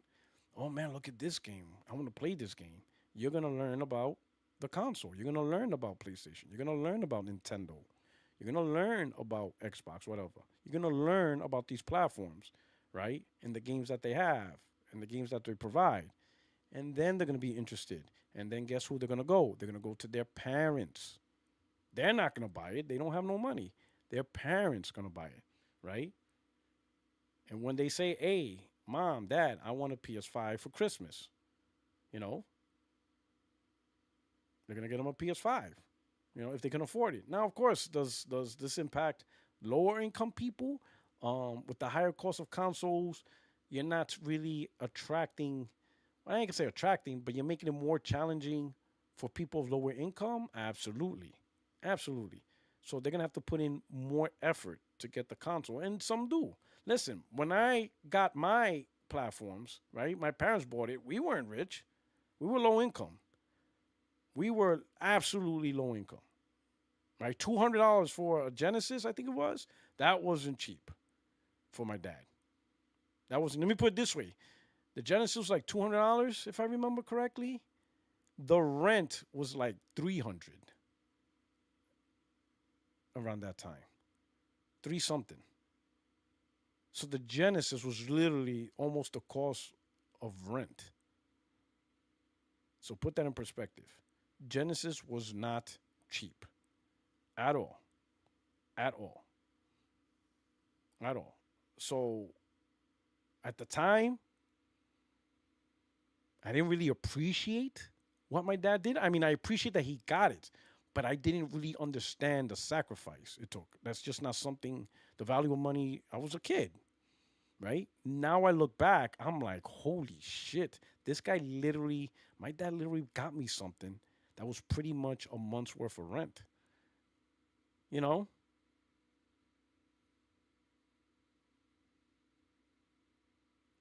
El Nini said $300 for rent. Damn, I never saw those days. Yeah, rent was like $300. This was the 80s. Rent was like $300. You know? Oh, I got Jazz up in here, the real Jazz. Let me pull him in. Let me pull him in. 1 2 1 2. Yo, what's up, man? Can you hear me? Yeah, absolutely. What is going on, Jazz? How are you doing? How you doing, man? Happy weekend. Yeah, happy weekend to you too, my brother. What is going on? Oh, we got What the is Giants, this? man. It's gonna be not good news. That's not happy there. Listen. If we can't even beat Dallas, we're done. It's over, man. It's over. Dude. It's over, man. Yeah, A Kansas City, 64-yard man. field goal. Are you kidding me? What is this? Tecmo Bowl? Yeah, soft Like, what defense, kind of man. It was crazy. God. Like, this Insane. is just so frustrating. Like a 64-yard field goal to tie the game. Like, And they is knew this, it. man? They knew that Like, dude could do that. Yeah. And Like, what is this, Madden? Like, who provided the power up coin? Who input the cheat code? dude, where was the wind? That's in the dome. It's a stadium. We need wind. Yo, this is insane, man. I'm just so depressed with the Giants. I know, man. It was crazy. They had a good preseason, and I was like, "Oh man, maybe we'll that's why I win said some stop games." the count. Go straight to the Super Bowl after the preseason. Stop the count. I was like, I was joking about that. I was joking about that in my job. I'm like, let's stop the count. Let's start the playoffs right now. That's right. That's right. We did great in preseason. Incredible. The rotation we had with the quarterbacks. I was like, oh man, we got 3 awesome. And now it's like, what is going on and stuff. The Giants glaze, man. They glazed the hell out of me to get the preseason. And stuff. But man, y'all, But yeah, I heard this whole thing, like this console. Puertorock, how many times have we been through this? Remember when the iPad was going to kill the consoles? Yeah. Remember when the 360 and all them were launching, and it was all about the iPads or the Xbox One when that launched, and the PS4, and they're like the iPads and phones, everything's going to destroy the consoles. And even Xbox was doing like smart glass at the time, like use your tablet in conjunction with the game. They were trying to meet that because everybody, even Nintendo with the Wii U, everybody's sitting with tablets while they watch the TV. Let's use that in games because we don't want to lose the audience. We've been through this before. It's like the Matrix. Okay. Yeah, it's almost repetitive. Like it's like people want, like, I don't know what it is with people always trying to predict console failing, right? Every single generation, it's almost like it's as if they want to keep saying it so that way when the day it happens, see, I told you I was right. And it's like, no, like what are you guys talking about, man? It's like it's happening all the time, and it's like it's getting old, right? I can understand if you're presenting good new data, to talk about it, but they're not. It's always the same thing. It's always, oh, console's dying. Look at this. Look at this. I'm like, oh, but you guys are conflating data, or you're just being generalized. And meanwhile, consoles are just still selling.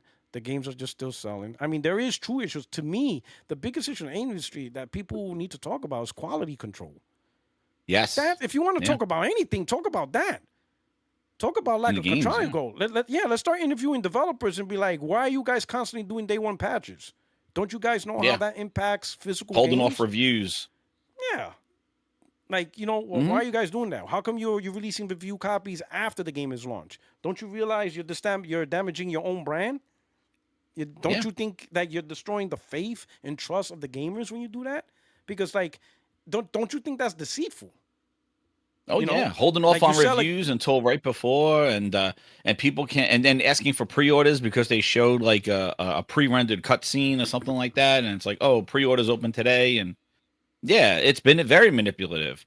And that's kind of the industry. What the industry should be looking at is that, what development is and how they're presenting the games, because that's what we're buying is the games. The console is definitely the platform to get in there. But one of the things that I think is crazy is the elephant in the room is like you have three participants in the console industry: Nintendo, Sony, and Microsoft.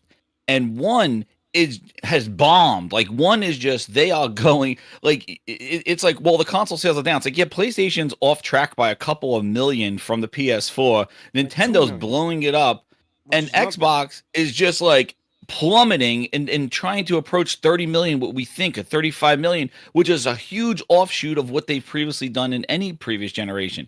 So you have three people and one pillar is just like halved.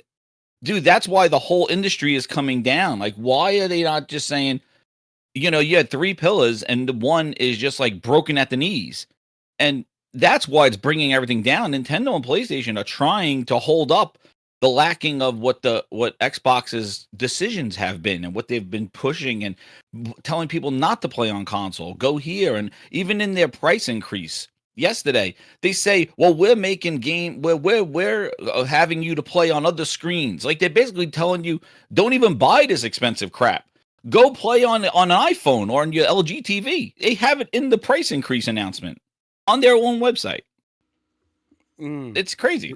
It's insane. But like, that's the thing where analytics should be looking at. They should be looking at what happened to that Xbox pillar of hardware. Oh, it's not important anymore. Well, that's why the console, if you look at the console big picture and you look at the three partners, it's generally down because one has just not done its job. One is just kind of just misdirected and went somewhere else. So, and the other two are trying to pick up the pieces and carry it. Now they're not trending. Well, Nintendo's just sold the Switch 2 like crazy. So I just think like that's really the like this generalization of the console industry and not acknowledging that one of the key participants in the only three consoles is really just not in it anymore.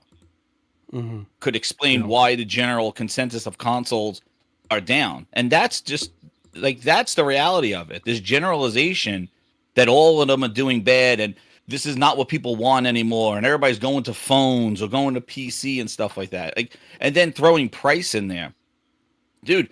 We just saw a whole bunch of people line up around the block to buy another iPhone. Yes, because it's an orange now. Tom Warren going, the consoles are just not what it is, and meanwhile he's like, here's my Master Chief iPhone. It's like, oh, dude, like we're spending $1,200,000 on iPhones, but we complain about prices of stuff. Like prices, I think, is all in the eye of the beholder. Yes, it's different this generation in the fact that they have increased. We have not seen the consoles typically go down. I was talking about it yesterday, where we would be at probably a $300, a $400 Xbox, a $300 PlayStation 5 original. Like we would be going down in sales and stuff like that of the prices. Like instead it is just increasing. And that is definitely something different, much different than what we've seen in previous generations. Because even when the PS4 Pro came out, it was $400. And that PlayStation 3 kind of took the PlayStation 4, Slim took the $300, or the $325, and then the Pro kind of replaced the PlayStation 4.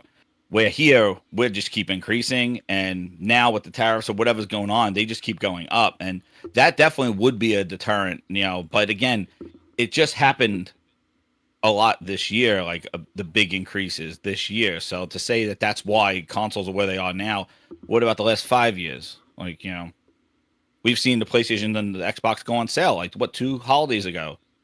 There was the NBA, last holiday, 2 holidays, like the NBA one was like cheap as hell, like $400 with NBA 2K and the Slim bundle. We saw that, I think, last year. So they had some sales, but I don't know. I don't know what the goal is. I don't know if they have game developers conferences and they talk about who they're developing for and stuff. I don't know, man. But I just think, like, you're right. They always want to try to just keep, like, it's dying. Well, then what happens to gaming then? Like, it's a part of gaming. It's not all about gaming. You could game on other devices, but what happens to that whole thing? Like, what is the point in doing this stuff and not acknowledging the real one of the major factors as to why numbers are down? You look at year, month, quarter over quarter, the Xbox hardware is minus 13, minus 25. Like, like that is a major factor in the console industry that's very fragile because there's only 3 people. There's only 3 companies. Yeah. So I don't know, man. Like we could think about conspiracy theories and stuff like that. I just have this feeling, and this is just, again, this is my perception. That they were too early into predicting Microsoft dominance, and now they have to dial it back. But instead of saying we got it wrong, I have a feeling they're trying to find a way to where they can say, well, we got it wrong, but it's only because the console industry is dying. Not because Xbox was just a bad brand and PlayStation just did it better. Right? So, like, I just get this feeling that they want to say, yeah, we're wrong, but we had no idea console gaming was dying. Yeah. Instead of saying, yeah, we was just wrong, PlayStation's just whooping Xbox ass, and then just leave it at that. You know what I'm saying? They want to say, you know what I mean? They want to say, yeah, we're wrong, but they don't want to admit why they're wrong. Like, we were telling them, like, this gen's going to be bad for Xbox. PlayStation's going to mollywop this. And it was just so obvious. You didn't have to deep dive. Xbox had no launch games. Halo wasn't even there. They had no launch games for the next generation, but they're saying, but it's more powerful. Can you prove that? See what happens. Like, yeah, you have to prove that. Like, they're trying to, like, so they have to present more power, and they didn't. Right off the rip, off the launch, the third-party games running better, and what did they try to push on us? Tools. At that point, you lost. Now it's tools. You, like, you know what's funny? They did all this grassroots blitz campaign, right? They doing podcasts, RDX, Cole Eastwood. Microsoft was supporting all that. Too. Yeah, Aaron Greenberg was supporting all these podcasts. They try to use these as grassroots movements. You got these guys. I work with Sony. I made a game, as a lower level engineer on the PS2, and I'm telling you, Xbox is just dominating from the sources I got. And all this nonsense. You know what I'm talking about, right? And Oh they're yeah, doing I know. Yeah. yeah, they're doing all this made up shit. Oh my god, Resident Evil 8 is running 1080p 30. Oh my god, PlayStation 5 is on trouble. And they're doing all this stuff, right? For a whole year, right? And we're listening to this. They're telling us the Delta, 40% this, better ray tracing, 25 ray tracing chips, whatever. All this insane nonsense, right?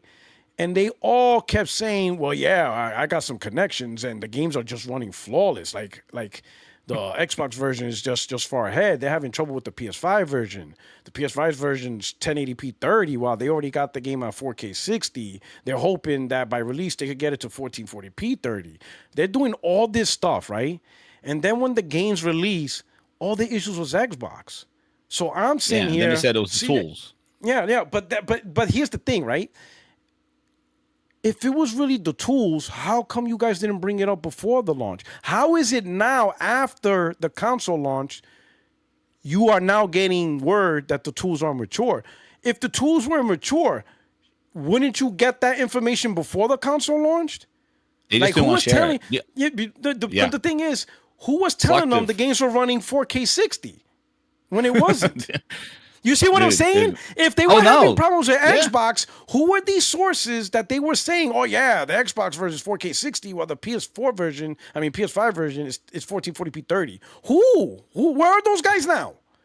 Yo, because what about Halo? Got delayed. Oh, it's just delaying for polish. And meanwhile, once they downside, Bonnie and all of them are having issues. They're like, oh, yeah, I heard that too. It's like, well, where were you months ago talking about the turmoil of Halo and 343? But now that they publicly acknowledged the problems with Halo, now you go, oh, yeah, they were having issues. It's like, but before it was just delayed for polish. Everything's fine. It is all selective propaganda. And it's because they do what they do over there, and it's just the thing is that it doesn't realize how damaging it is to a market when you have those policies going out there, and then all of a sudden it's like, yeah, I heard about the turmoil over there. I heard, yeah, there's same thing with the initiative. Oh, don't worry, they're fine, they're doing great. Oh, and then all of a sudden Jason Schreier rattles out the nest, or he shakes things up, and then everybody comes out, all the other influencers, they're like, oh yeah, I heard some things were going on. Windows Central especially. Like, it's very selective reporting on them to make everything look good until something goes public and they go, yeah, I heard that as well. And it's just it's wrong.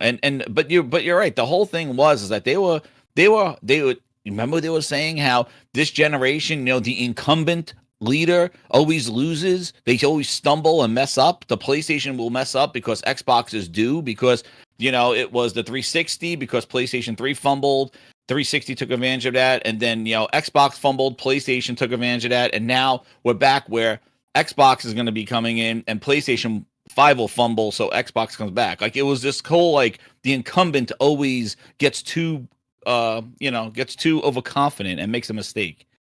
And that never happened. The first thing, and then you're right. And they do the same thing that you're saying that, like, these industry insiders are doing too, where they're not admitting the numbers and looking at, like, hey, a culprit of the possible consoles being lower is the fact that Xbox has really kind of done different things, and their console is now selling at a much lower rate and install base than previous generations, which is adding to the lower numbers that we're seeing in console. They won't single out Xbox when they are the ones basically bringing a lot of it down. Mm-hmm. And it's just the way it is. Like, that's the numbers, and it's because Microsoft went somewhere else with it. They went to another. They're looking at they're embracing PC that they ignored for all these years and trying to say, hey, remember me? The boyfriend from high school that you like, remember me? Like, he comes, they're showing back, like, hey, remember us? We tried games for Windows Live, didn't work. And now we're back. Like, now we want to do good on it after Steam has taken over their spot. And now they're like, uh-oh, we need to get in on this. A little too late. And they're just trying to jump on now when they ignored PC gaming for all these years and let Steam become what it is now. Yeah. So, like, these constant articles are useless, right? If they want to really worth their time talk about the now, or talk about what's been happening, so that way we don't repeat it again. How come they don't deep dive into initiative and Microsoft? How come they don't interview Microsoft and be like, hey, Phil, why did you guys presented false games that don't actually exist? Like, don't you know you're losing the trust of gamers? Like, you said you played Perfect Dark. You didn't. We now know there was no game. So why did you, the head of Microsoft, say you played it and it's going great? You didn't play anything. But they won't do that. The concept or something. And if they don't do that, then who will? Who's going to challenge the gaming industry on this stuff? Not one personality. You know what's funny? They go after the fanboys. Oh, they have no issues trying to make fanboys look stupid. Oh, these fanboys, whatever. You have the president of Microsoft telling the world he played Perfect Dark and it's going great. There was no Perfect Dark. It never existed. It was with Drew Murray. I don't know so what which is worse? Some unknown fanboy. Hell, even me. Talk like you. Am I really that important that people are gonna talk shit? Versus Phil Spencer, he just told you he played a game that don't exist. You're gonna let him get away with that? Yeah, they do. Like focus. He's such a nice guy. You see what I'm saying? Yeah, focus on the priority. How many games have day one patches? What does that mean for the physical gamers? How come they don't talk to EA or whatever? But hey, you released this game, it has a day one patch to make it work, So that means the people who bought the game physical, they literally have a useless product. Why do you interview Epic about what's going on with Unreal 5? Those are real conversations, right? But nobody wants to talk. Tim Sweeney got a lot of talking about. Let's talk to him about Unreal 5. He says everybody's using it wrong. Yeah, so the whole industry is using it wrong. So if we're in school and you have 40 students and every student got an F, it's not the teacher, it's the students. No, it's all the students. There's no way the teacher is the issue. It's the students. All 40 students are messed up. 40. Dude, the media, 40. The industry, it falls apart at whatever is gaming journalism. There is no gaming journalism. That's the problem. They're not interviewing and getting things to benefit us, the gamers, creators. At all. They are trying to look for clicks, look for stuff. They're like, hey, what can we say to get a whole bunch of diehard fans to click on our article and argue in the comments and share it out and do shows about it? And that's basically what they do. They feed the beast. But instead of going out there and interviewing, man, I remember I played that interview from Phil Spencer when he did Fortune Magazine, and that guy roasted the hell out of Phil. And Phil was just like, oh, he was just, that was like his response. I don't know. Phil, you say you're profitable. He goes, yeah, I don't remember when. Like, he called him out on everything. Phil never went back on that show and never got another follow-up interview. Yeah. But they don't. And I would say, Tim Sweeney, get on here. What's going on with Unreal 5? It seems like devs are struggling with it. It's not performing well on all the current generation hardware, PCs. What's going on with it, Tim Sweeney? You all have to talk about. Let's see what's going on. And it's not just, and people say, oh, you just go after that. Do the same thing to PlayStation. Boy, if I was able to ambush report PlayStation, I would do it in a heartbeat. I'll ask simple questions. I'd be like, hey, PlayStation, so you release Helldivers on Xbox? Yeah, it's great for the community. Okay. I have a question, though. The Xbox communities, they could play that game for $60 a year because their subscription, the lowest level is 60. But on PlayStation, the lowest subscription is 80. So your own fan base is paying an extra $20 to play Helldivers. You have any comment on that? They won't. The problem is that they won't even they won't ever talk to me ever again. But you see what I'm saying? But I'm going to bring it up. Like, any comments? Yeah, like they'll anything? Have the rehearse interviews. They'll have rehearse. They want to be like, hey, you got to give us the list of questions. I give them the list. Yeah, you can't ask that. Well, that's what they do. They won't. They won't even show up. Then I won't even talk to you. Then answer the hard questions. Or answer like, well, you don't have to go to them. Like, Tim Sweeney not gonna sit down, or they're not gonna sit down with you. Or why don't you go go with like their employees or things like that? They're all over the X sharing up their opinions and stuff. Why don't you ask them some questions about games? Like, they're all over there with their public accounts. Like, just ask them. Yeah, I would ask a question breaks. I would ask a question like, hey, you guys coordinated with Lego and made Horizon Zero Dawn, and you thought it was a great fit for Nintendo Switch, and then you'll see Herman Hulst. Oh yes, it's a good experimental title where we could get sustainable profits and maybe expand the reach. I'm like, oh okay, maybe it's not a tentpole title. It's part of our experimental strategy. He'll probably be looking at the screen because he doesn't remember what he says. Yeah, he has to look all you, Herman Hulst. And I'm just there like not even looking at the screen. I'm like, okay, I'm about to throw an uppercut right about now. And he'll be like, and it's just a good example. It doesn't necessarily mean we'll do more, but I think for that title and Horizon Zero Dawn and its audience, it was a great fit. I'm like, oh, okay. Hey, can I ask you something? If Nintendo got with Lego and made a Super Mario, you think Nintendo would be interested in putting on PlayStation? Mm-hmm. Yeah, episode over. Exactly. Episode over. Yeah, nobody, the camera gets shut down. And that's the other thing. They just the camera gets shut down. Oh, that's it. Sony's like, cut. We're done. Cut. It's like, no, that's get out of here. He's like, who got him in here? That wasn't part of the list. That wasn't the list of questions. That was approved. The teleprompter got stuck. like I don't read English. Don't speak. I'm illiterate. Speaking Japanese. I don't read English. I'm illiterate. Sorry, I forgot to tell you guys that. No, and that's the thing. Like they won't explain their reasoning. It's all under these closed, all these. And that's why I wish like E3 was like kind of on boots on the ground. Like you'll get these kind of things. Now they're all protected behind these pre-recorded videos and all this other stuff that they're just as bad, And I think the media, I guess, is like, hey, and all that stuff. Yeah, teleprompted. Have them interview themselves. Like, oh yeah, like here's like it's just basically like acting. Like, I'm interested about this game. It's like, dude, you just saw the game. What are you talking about? Like, don't even pretend like you don't know. Like these questions are all rehearsed. And the answers are there. Like it's tough, and like that's why like we only get to see what the actions are and what the results are. But again, I feel that there's a very fine line between what the about like looking at what data points are and what numbers are, because everything just goes viral so quickly that it's like nobody even fact checks anything or even sees where this comes from. They just run with the numbers and that's what it is. Like, consoles are done. Like, that's all Chris Dring needed to say. And then now everybody's like, yeah, that's all right. And it's just like, price is definitely something. And he has conveniently that comes out right when Xbox increases its prices again, which it's crazy. Like over $100 to $200 price increase in the last 4 months on hardware. That is, what do you think that's going to do to their hardware? It's an egg. Like, I don't know, man. It is crazy.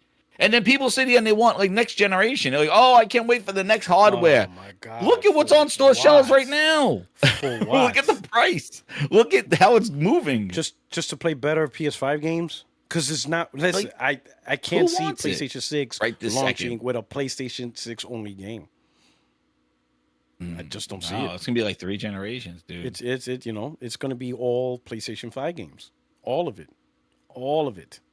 From third party, from Sony's only first party. Who knows how long before Sony actually makes a PS6 only game and cuts out the PS5 fan base? I think they will. They're gonna have to if they want to move that hardware. They're gonna have to make them. But that's the thing. Think about it, right?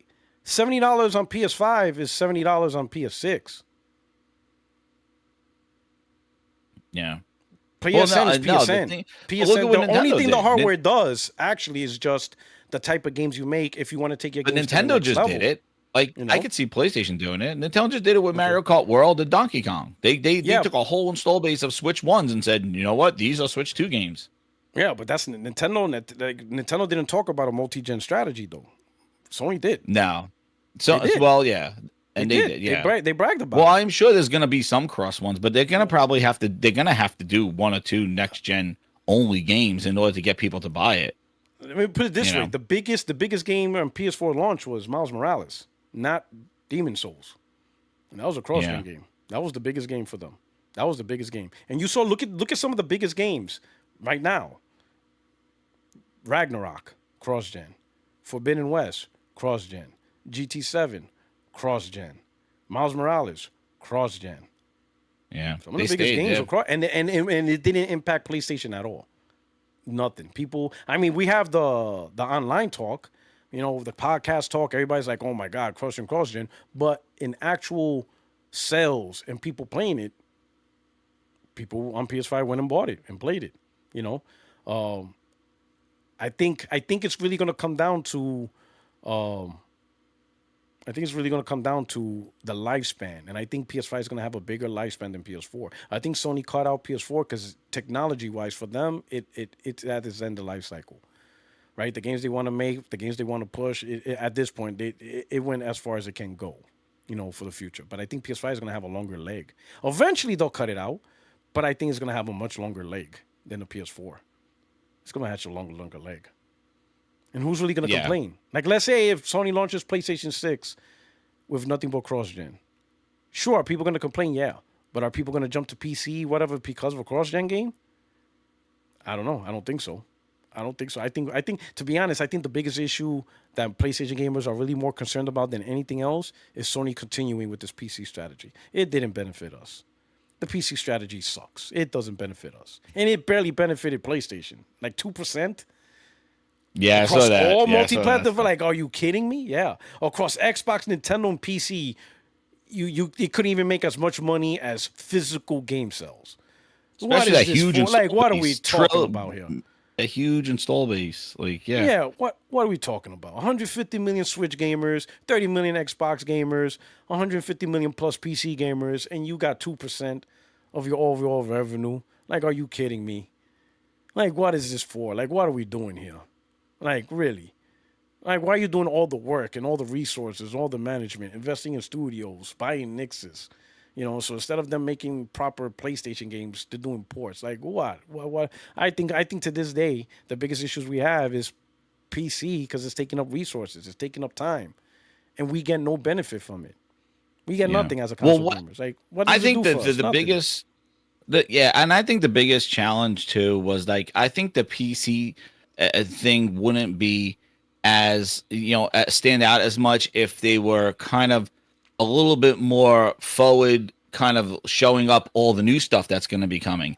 Like, we hit that kind of road, like when I think we're around Spider-Man 2, where it's like we're not going to have a sequel to any big franchise in the next fiscal year or whatever they said, and basically, we didn't even know about Astrobot until a few months before. Like, I feel like that this holding close to showing the new stuff and kind of waiting long enough to have the old ports start going to PC, I think it definitely gives a bad perspective to them, where, like, I think it wouldn't affect, like, people thinking about, look at all these announcements, it's all just PC ports, where is the new stuff? And but they're like, we're not sharing our new stuff until we're closer to when the new stuff is. And it's like, well, you're given this kind of this kind of in the middle area where the perception seems like you're going all in on PC, and what about the hardware that you're trying to sell? And that's where Sony really has to find the balance of getting the new stuff and the news of the new stuff in the cycle, and kind of letting the PC stuff go there as well. But I agree, like, that whole putting their stuff over there, like, I just don't know if it was as impactful as they thought it was going to be.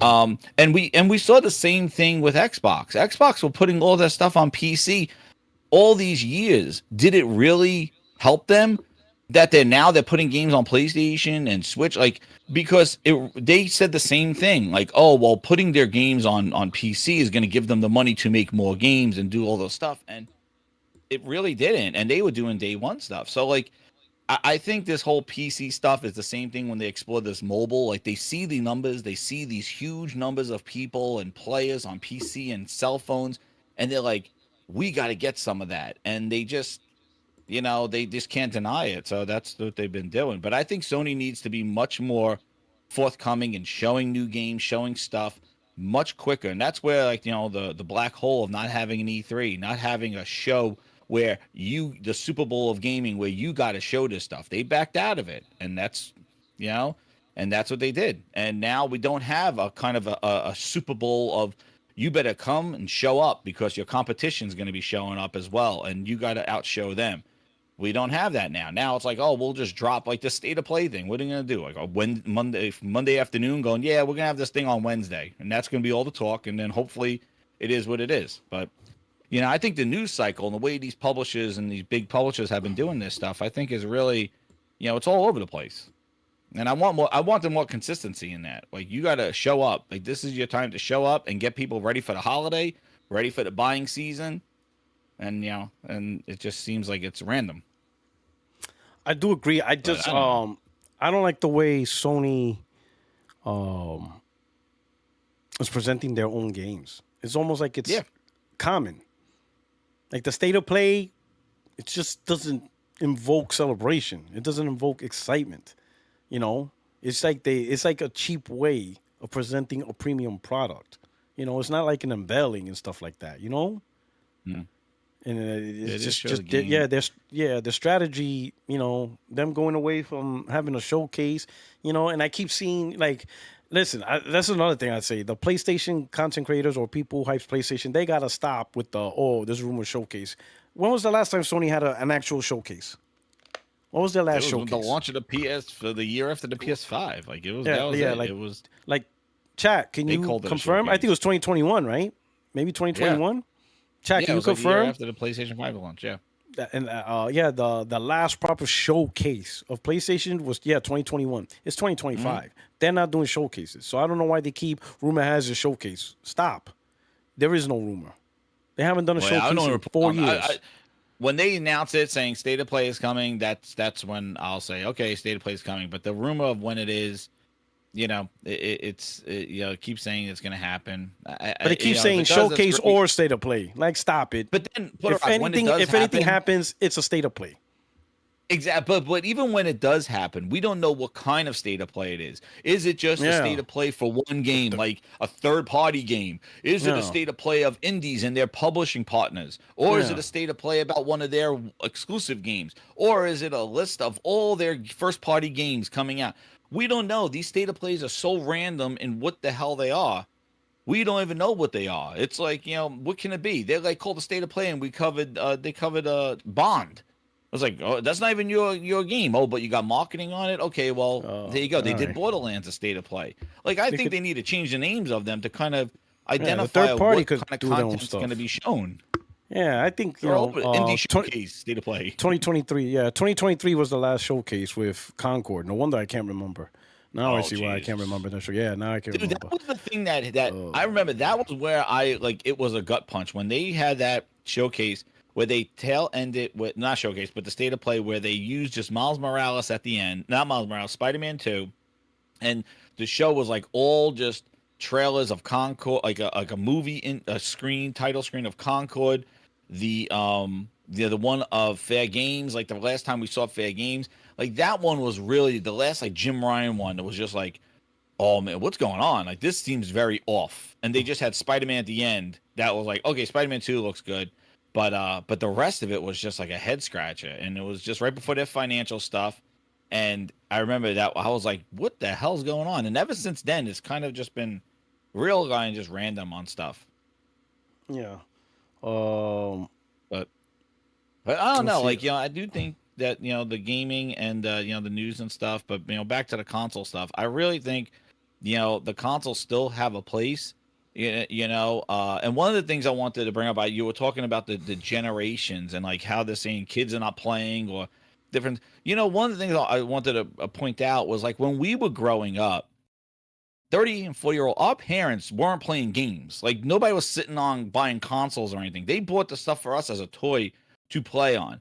Now we have the parents. We're doing podcasts about games. We're playing games, and our kids are playing games. Like, it is definitely like a shifting of what gaming is and where people play than what it was before. So like, yes, they're seeing more revenue, they're seeing more stuff, but I think gaming is definitely spread out a lot more than what it is, and it really shouldn't be looked at as like consoles versus PC versus mobile. They got to look at it as one big picture and realize that each of those platforms are different customers with different expectations. They throw gaming in a whole lump sum soup bowl of like everybody plays the same games, and no, we don't. There's some games that are popular. There's some games that transcend different, the PC and mobile and console. But if you look at the top games played on all three of those devices, they're completely different games. And there's different expectations from a PC gamer, what they want, field of views and all the tweaking of the graphic settings, and a console gamer, what they expect. Like, that's where they're trying to throw everything in this lump sum group.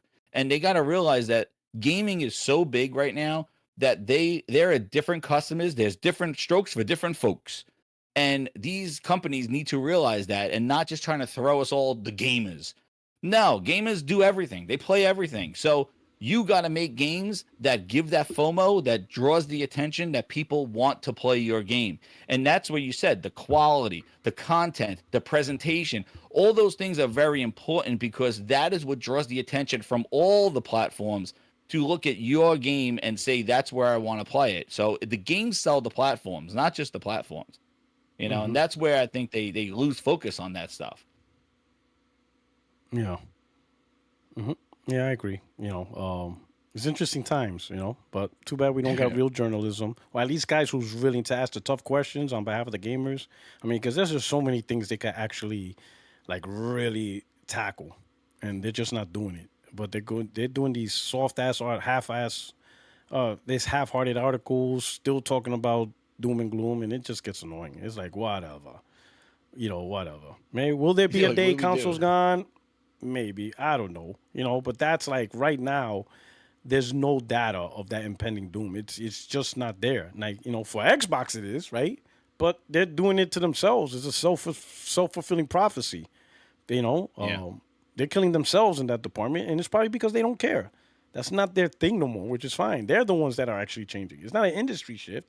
You know, Microsoft is shifting away from being a hardware provider and stuff like that, little by little. They're doing their ways into getting out of hardware, you know, or doing alternate ways of providing quote unquote That's Xbox 1/3 of the hardware. console industry, right You know, there. you know. So, Like, you know, I would say 1/3 in terms of presence, but not 1/3 in terms of product. yeah, well, I'm saying, Just yeah, well, presence. yeah, no, Yeah, not yeah, of that, install you know, base, they're as but in party, like, but in terms of install what the base console and industry is. product, not even close. They're like the You lowest got three line. dudes and one Yeah. person is not carrying their way.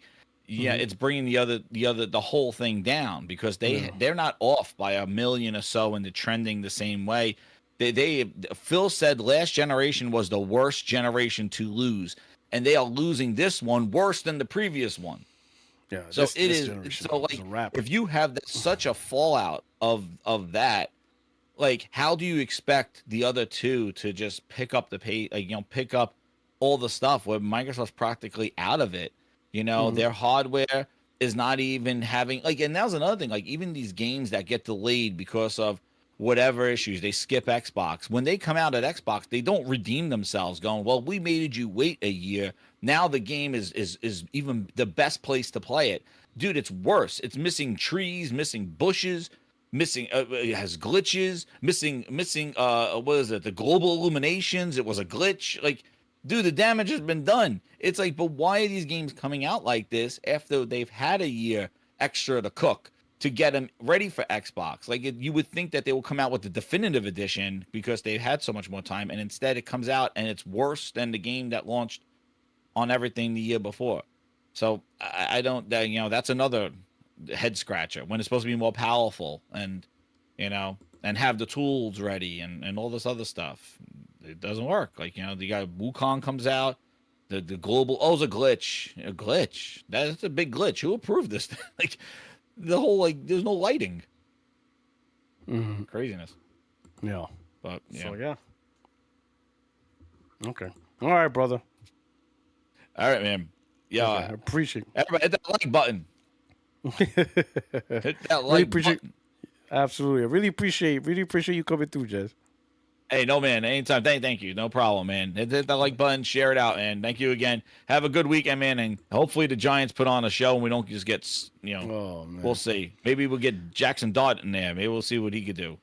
Yeah. We'll see, man. But thanks again. Have a good weekend, All man. right. I'll talk to you later. All right. Take care, brother. See you, man. So we talked a lot about Chris Dring, so let's just throw this out there. Like, let's do this real quick. Where's it at? Let's start with this one. Oh yeah. Like, what is up with this? Like, what? Like, yo, Microsoft just simply does not care. That price hike is wild. Oh, everything all right?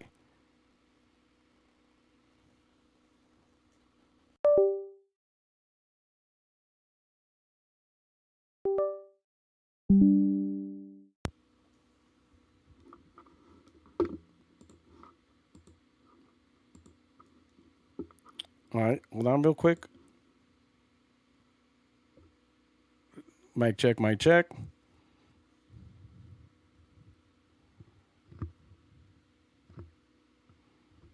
Okay, I think my mic, like after 3 hours, it'd be like, "Yo, you done, brother? Like you are done. Like you are done. Get your ass off." I'm like, "Nope. Like nope. We still got more to go. Suck it up. Get your ass back in formation. We marching."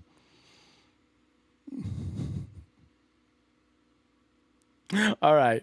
Yo, like this is wild. Like, come on, people. Look at this. Microsoft is raising prices on Xbox consoles yet again in the US due to changes in the macro environments. Series S from $379 to now $399. $400 for an Xbox Series trash. $400 for a Series S. Series X. Listen, the fact that Series X was $600 just to begin with is wild. A $600 Series X is just wild. Now it's $650. Series X digital, $549 to $600. And now we got the 2 terabyte Series X. All because it has sprinkles. Just because it's bedazzled with dust. It's $800. $800 for a 2 terabyte Series X.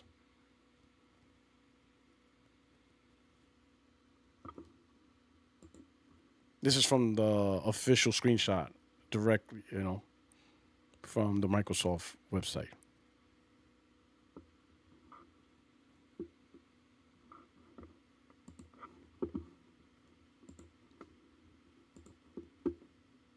Tell me that's not wild.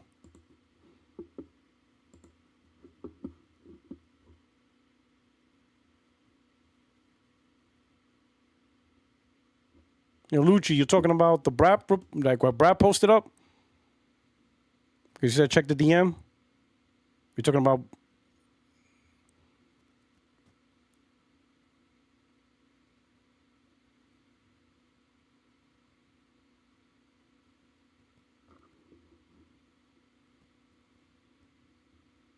Is that what you're talking about, Lucci?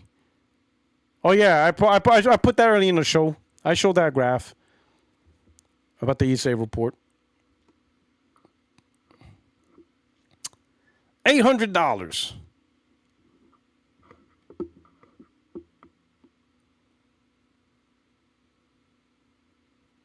Oh, you missed it, Lucha. Yeah, we brought that up, and I talked about it. Look at this. Like look at this. This is like how you have to be a special kind of fanboy, as Xbox corporate cuck, to actually even try to damage control this. Look at this guy. Look at this. Who's this Infernal Dragon moron? He's arguing it has 2 terabyte of memory, bucko. You care to explain the PS5 getting its memory reduced while getting pricier? He's trying to damage control $800 Series X, $800 price tag because of 2 terabytes of SSD storage. So I had a reply to him and I said, this is US, so the PS5 here has 1 terabyte for $550. Then you can get a 2 terabyte SSD for $190 for a total of 3 terabytes at the price of $740.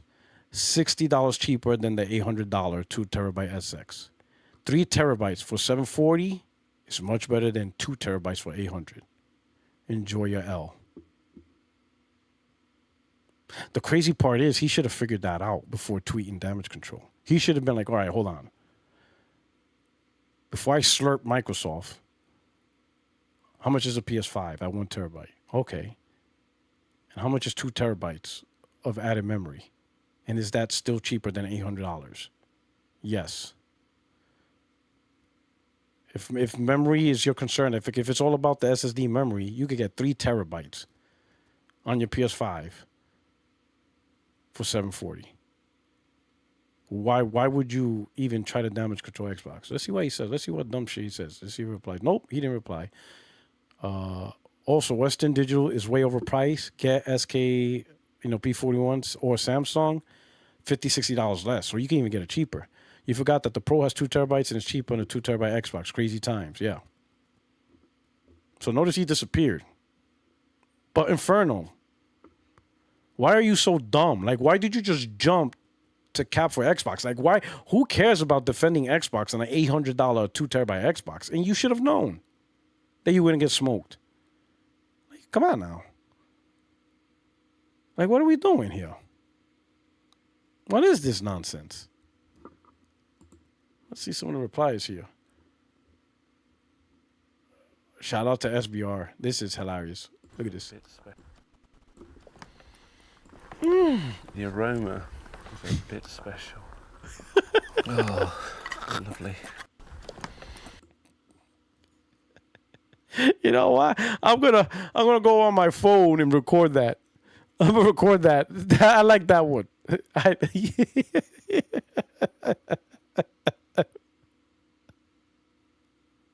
Oh my god, I really like that one. Oh man, and what I like about that is using that's a Cuban style of making coffee. I don't know if he has making coffee, but that's a thing. Oh man, that is the aroma. It's a bit special. I love it. The aroma is a bit special. Oh, lovely. And then he taps it like if it's a pet. Ah, lovely. Oh yeah, in Italian style, that's how they make espresso. Oh my god, I love it. That cracked me up, SPR. When I saw that and I heard it, I'm like, oh my god. That. Oh man.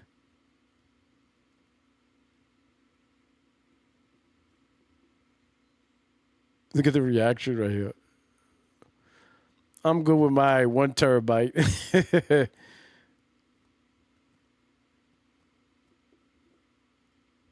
Let's see. What's it? ODB was prophetic when he said the black man is God. I'm proven right again.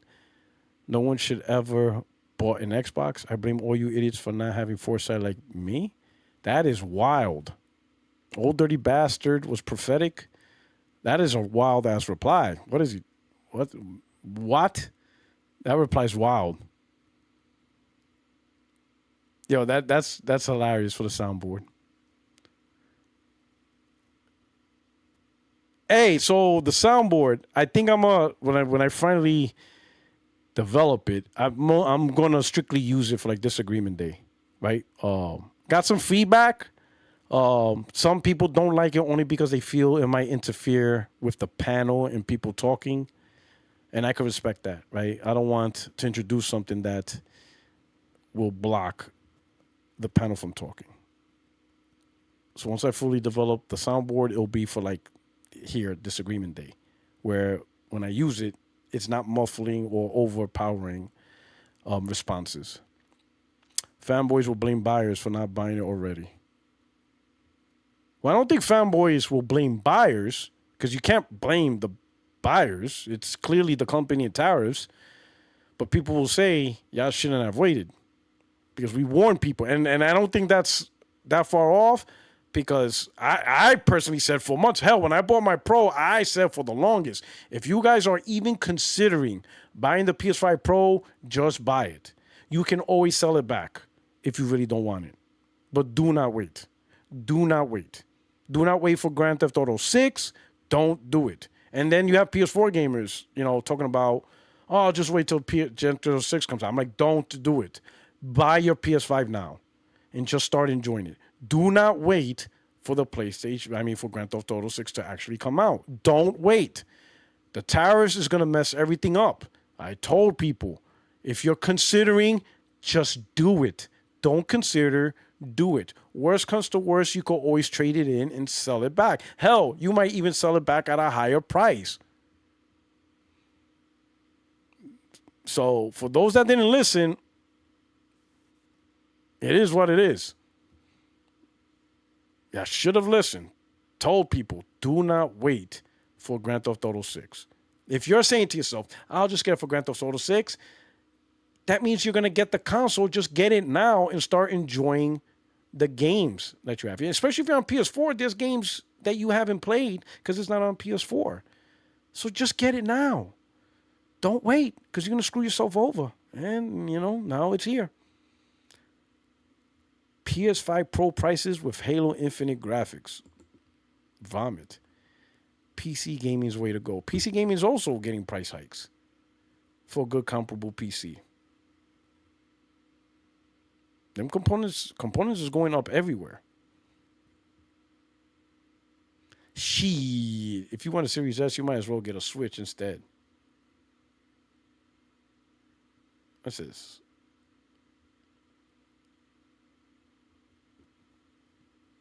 Just sold mine. Got 5 good years out of it. 3 of those were strongly Game Pass. Made a tidy $50 profit. Good for you.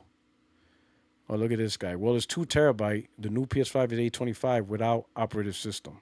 Without operative system. Well, number one, the PS5 in the US is 1 terabyte. Like, these guys don't know nothing about gaming, man. That's we have a lot of community of gamers that don't know a damn thing. They just want to defend Xbox. And then they get smoked. And then they get mad at us. Then I'm the fanboy. Unbelievable. And it launched 11 months ago at $599. Yeah, right? The price hike was a few months ago. Okay, thank God I bought my lunch. Nunchi said, the X sells 100K a month together. That's another reason that won't help. Microsoft done with this gen. They're ready for PC. The next Xbox 1100. Oh, yeah. That Xbox PC, whatever, hybrid, Frankenstein monster, whatever. Cooked. That thing's like a G. That thing's a G or more. And Microsoft is not going to sell at a loss. The third-party boxes, they're not selling at a loss. G's and up. There's a wrap. Edrox, they really think is more worth than PS5 Pro PC. It's crazy. I want to see how these Xbox consoles defend this. I want to see what cope mechanism. Tariffs no joke. Tariffs are no joke. Absolutely. The savings on Game Pass already covered the cost, right? Boy, ain't no way, boy. $800 for 2 terabytes and some sprinkles. Oh, man. Oh, man. Where's the outrage? Oh, man. This is bad.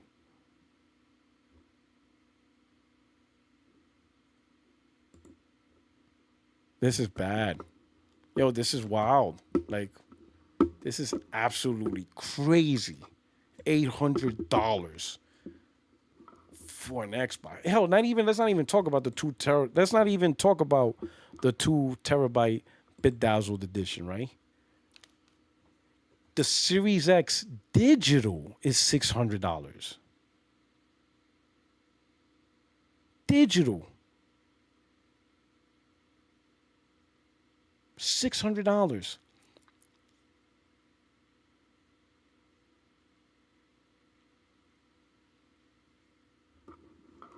Let's see, son. Let me try to remember. I haven't looked this up in such a while.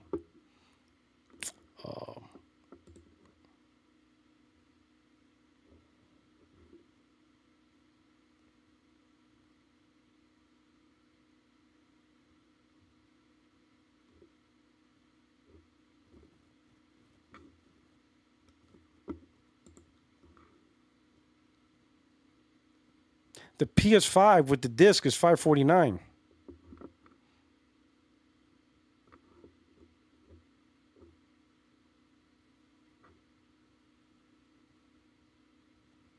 This is wild.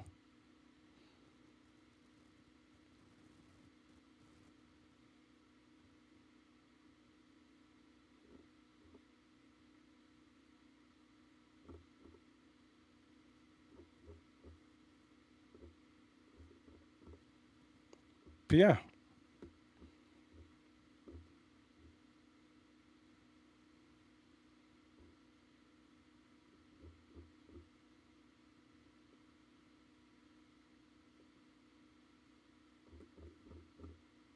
PS5 console. I'm looking at the PlayStation website. PS5 with the hard drive, $549. So the Series X digital is more expensive than the PS5 with a disc drive by $50. Both 1 terabyte, all digital, or the PS5 1 terabyte and a disc drive. And it's $50 cheaper. That's crazy. My bad. I'm looking at my phone to see if anybody was in the room. I'm sorry. A 2 terabyte Xbox, $800. You know y'all spending $1,000 plus easily on whatever this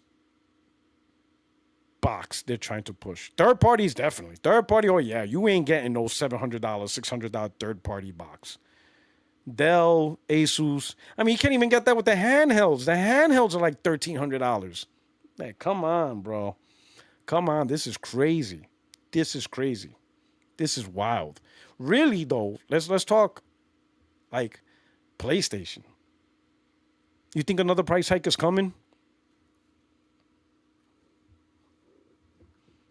Right? I just get the feeling Microsoft really doesn't give a damn about their hardware, so they're just quick to be like, whatever, raise the price. Ain't nobody buying our crap anyway. Just do it.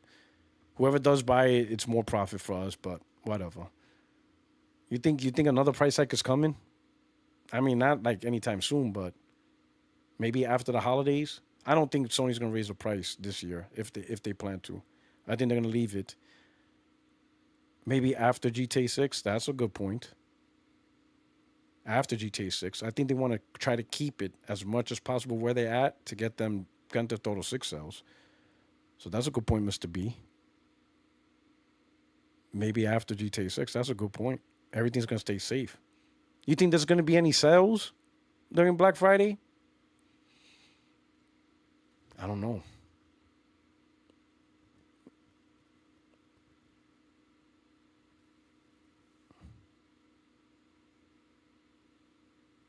You think there's going to be any potential holiday sales for the PS5?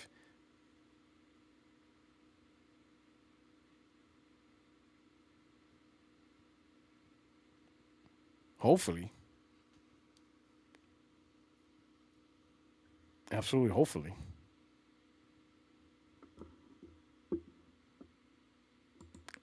This is it's rough, man. It's an overall weird gen, man. It's a weird gen, you know. And you know what? What really makes this more like tough, I would say, is just that Sony really, you know, really needs to really address the message on that one, right? Right now they dropped multi-platform strategy out of their key points, but are they dropping that strategy? They haven't really announced that. It could just be it's no longer a key point, but that doesn't mean they're not going to still do it. I really wish Sony had more clarity on that one. Like, it's been 5 years. Is it really worth it? All the things you've done, right? You know, I don't think it's worth it. And people could say, oh, you're a fanboy, whatever. Come on, man. The data just shows 2%, you know. And I don't really care of what a PC gamer says about this. I don't really care what an Xbox gamer or anybody else says about this. It's really, what do the PlayStation gamers in the PlayStation community say about this? Because we're the ones that's impacted about this, right? We get no benefit out of this Sony strategy. It is not a benefit, right? And some people be like, oh, the corporations is going to do what they're going to do, whatever they answer their shareholders, you know. But at a certain point, they're like, but the products are being made for the consumer who wants to buy that product. You got to provide value and satisfaction to that consumer. I don't really give a damn what a PC gamer is saying. Like, you guys chose PC. Like, you guys play shower with dad simulators. I ain't trying to hear about y'all bullshit. I'm not trying to get your opinion on PlayStation from a PC perspective. Like, nah. I mean, I get about shareholders making more money, but the question is brand value, right? Focus of effort. And we're not just talking about, the game being exclusive, being a game exclusive. I'm talking about resource, development pipelines, right? Decisions of what games being made. Are the decisions of games being made from a perspective of multi-plat? Or are they focused on their core audience? Are they even listening to us on what games we want? How many games PlayStation gamers are asking for? And so far, we're not seeing anything about it. Now, maybe under the cut, they're doing it right, and they're not going to say nothing until it's like near completion. Okay, maybe there is a Bloodborne remake happening. I don't know, but it doesn't feel like they're doing anything or listening to us. They're not even acknowledging. At least, give us that. Listen, we hear you, PlayStation gamers, on what you want. Trust us. We hear you, and we're listening. Give us something like that, right? Not even that. They're doing a terrible job with communication, right? Well, we got someone in the room. Hold on, let me bring them up. We got Smoothie.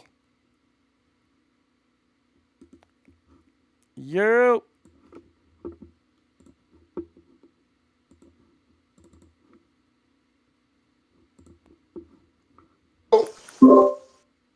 Hey, yo, Smoothie. Yo, P-Rock was good. Yo, what's good, cuz? Good. Shit, chilly. Yeah, I got a little hot take. I want to know if you agree with me on this. All right. Your camera's on, right? Oh, it is? Oh, all right. Yeah, I had to make sure because I'm like, oh shit, because the camera's facing all that. I'm like, yo, your camera's on. I gotta make sure. But yo, P-Rock, What's up? when the P6 projected to come out? I don't think it's a projection. There's people. It's just really like, oh, you have me on speaker? Oh, my bad. I'm gonna turn the speaker off. Hold on. Yeah, because it's coming through. Yeah, because your mic is like fucked up. The other day you kept cutting out, and today you sounded mad low, so I had to turn my Bluetooth speaker on to hear you. Oh shit! How about it sound now though? Man, there's always some shit, bro, with this motherfucker. It's good now. It's decent now. All right. So people are saying 2027 now. When some insiders and stuff like that. So I don't really know. I'm hoping. For me, I don't see a need until like 28, 29. To be honest. That's what I think. That's what I think it should be. But this is why I think this. Even Xbox 2, the sales is gonna be twisted. Yeah. If Grand Theft Auto comes out, it's supposed to be next year. Mm-hmm. Now, from the last numbers I heard, it's still 60-40. 60 is still on PlayStation 4, right? No. That's a wrap. It's not on PlayStation 4. It's PS5. No, I'm talking about 60% of the PlayStation 4 users is still there that didn't convert to PS5. Oh no. The number now shifted majority to PS5. It's like 50-something% PS5 now. Oh, okay. Because they finally cracked the majority. Okay, because we all know once Grand Theft Auto 6 come out, that's when everybody else is converting over. The rest of the remainder is converting over. Yeah, they should have done it earlier, but it is what it is. They waited. Yeah, I was a day one dude. I got that day one. Yeah. But okay, yeah, this is my thing. If Grand Theft Auto comes out 2026, now they got the price hikes. PlayStation might go up. Hopefully they don't. They probably might go up too. Not as much as Xbox, but they might go up. Yeah. Mind you, I'm PlayStation dude. Yeah. I never even owned the Xbox before. We got to keep it real, man. These tariffs and all this business and all this shit is all fucked up. Yeah, it's looking like it might go up a little bit. Grand Theft Auto, even if it get pushed back, let's say hopefully it don't, to mid 2026, end of 2026, once everybody converts over the next year, them prices they gonna be paying for them systems, you think they gonna get a PS6 or the newest Xbox? Oh, them nah, sales gonna be horrible. Hell, you right. You right. Who's gonna buy a new console in 2027? Less than a year later. Yeah, and $600 to $800 on a console already. And that console's not gonna be the same price as the PS5. Like right now, PS5 is $550. You ain't getting a $550 PS. Or even the Pro. The Pro 7 something. That means the PS6 is gonna be like $8 and change. At least. You know, so like I said, and even that, and how about those of us that bought a Pro? Like you're telling me we get like maybe a solid 3 years with the Pro, and now we're gonna get another console? Like, nah. I don't know. I just don't see the PS6 launching in 27. I personally hope don't. it would be smart enough to, like you said, push like 28, 29. Yeah, I'll be honest. I'll be happy with 2030. Like just let the games cook, man. Just let the games cook, man. Yeah, give us just cook the games. We'll be all right. Just cook them games, man. Because really, when the console launch, it's still going to be PS5 games. It's not like they're going to launch with exclusives. I don't think they're going to launch with PS6 only games. Maybe it's going to be just like how it was this time. Like how I said, if they come out with that new console and everybody just bought those systems for Grand Theft Auto, they know people not buying a new system, so they're going to do like how they did the last 3 years and keep making PS5 games. It's going to be a repeat. Yup. So what's the rush? Just let the games cook. You know, PS5 Pro is awesome. I ain't gonna lie. And we're supposed to get that new update next year too, PSSR 2. Come on. Oh. You know, yeah. That's already, and it's Sony actually reached out to like a gaming mag for clarification because they went off of Moore's Law is dead, and he was saying that it was gonna be like FSR 4. So they repeated his article and whatever. Sony actually reached out to them and it's like it's not FSR 4. It's a PSSR 2. So I was like, okay. That's the update. The update, yeah. For the PS5 Pro, it's PSSR update, not FSR. So, you know what I'm saying? We would let it cook. If you're doing all this improvements, just let the games cook, man. And then if you got the people that might go Xbox just to get the Grand Theft Auto, and they want damn near 800 now for Xbox, man. You think in a year and a half they're going to drop that again for a new console? Hell no. It's going to fuck up. If they do come out 26, 27, it's going to fuck up the sales for both of the consoles. Facts. Grand Theft Auto single-handedly might fuck up consoles. Facts. You know, and let's be honest, ain't nobody trying to buy an Xbox now for Grand Theft Auto. Man, get out of here. They're getting that PlayStation. Them prices ridiculous. Oh yeah, you know what I'm saying? Them prices they cooked. Yeah, Xbox really they should just cancel. Like stop producing Xbox. Just stop making it, man. This is ridiculous. Like why? Like no one's buying these shits, and you think people are gonna be paying $600, $700, $800 for an Xbox? No power, performance, no new technology, same shit that you launched in 2020. Get out of here. Stop it, bro. And people, you know, because like I said, I've never had an Xbox.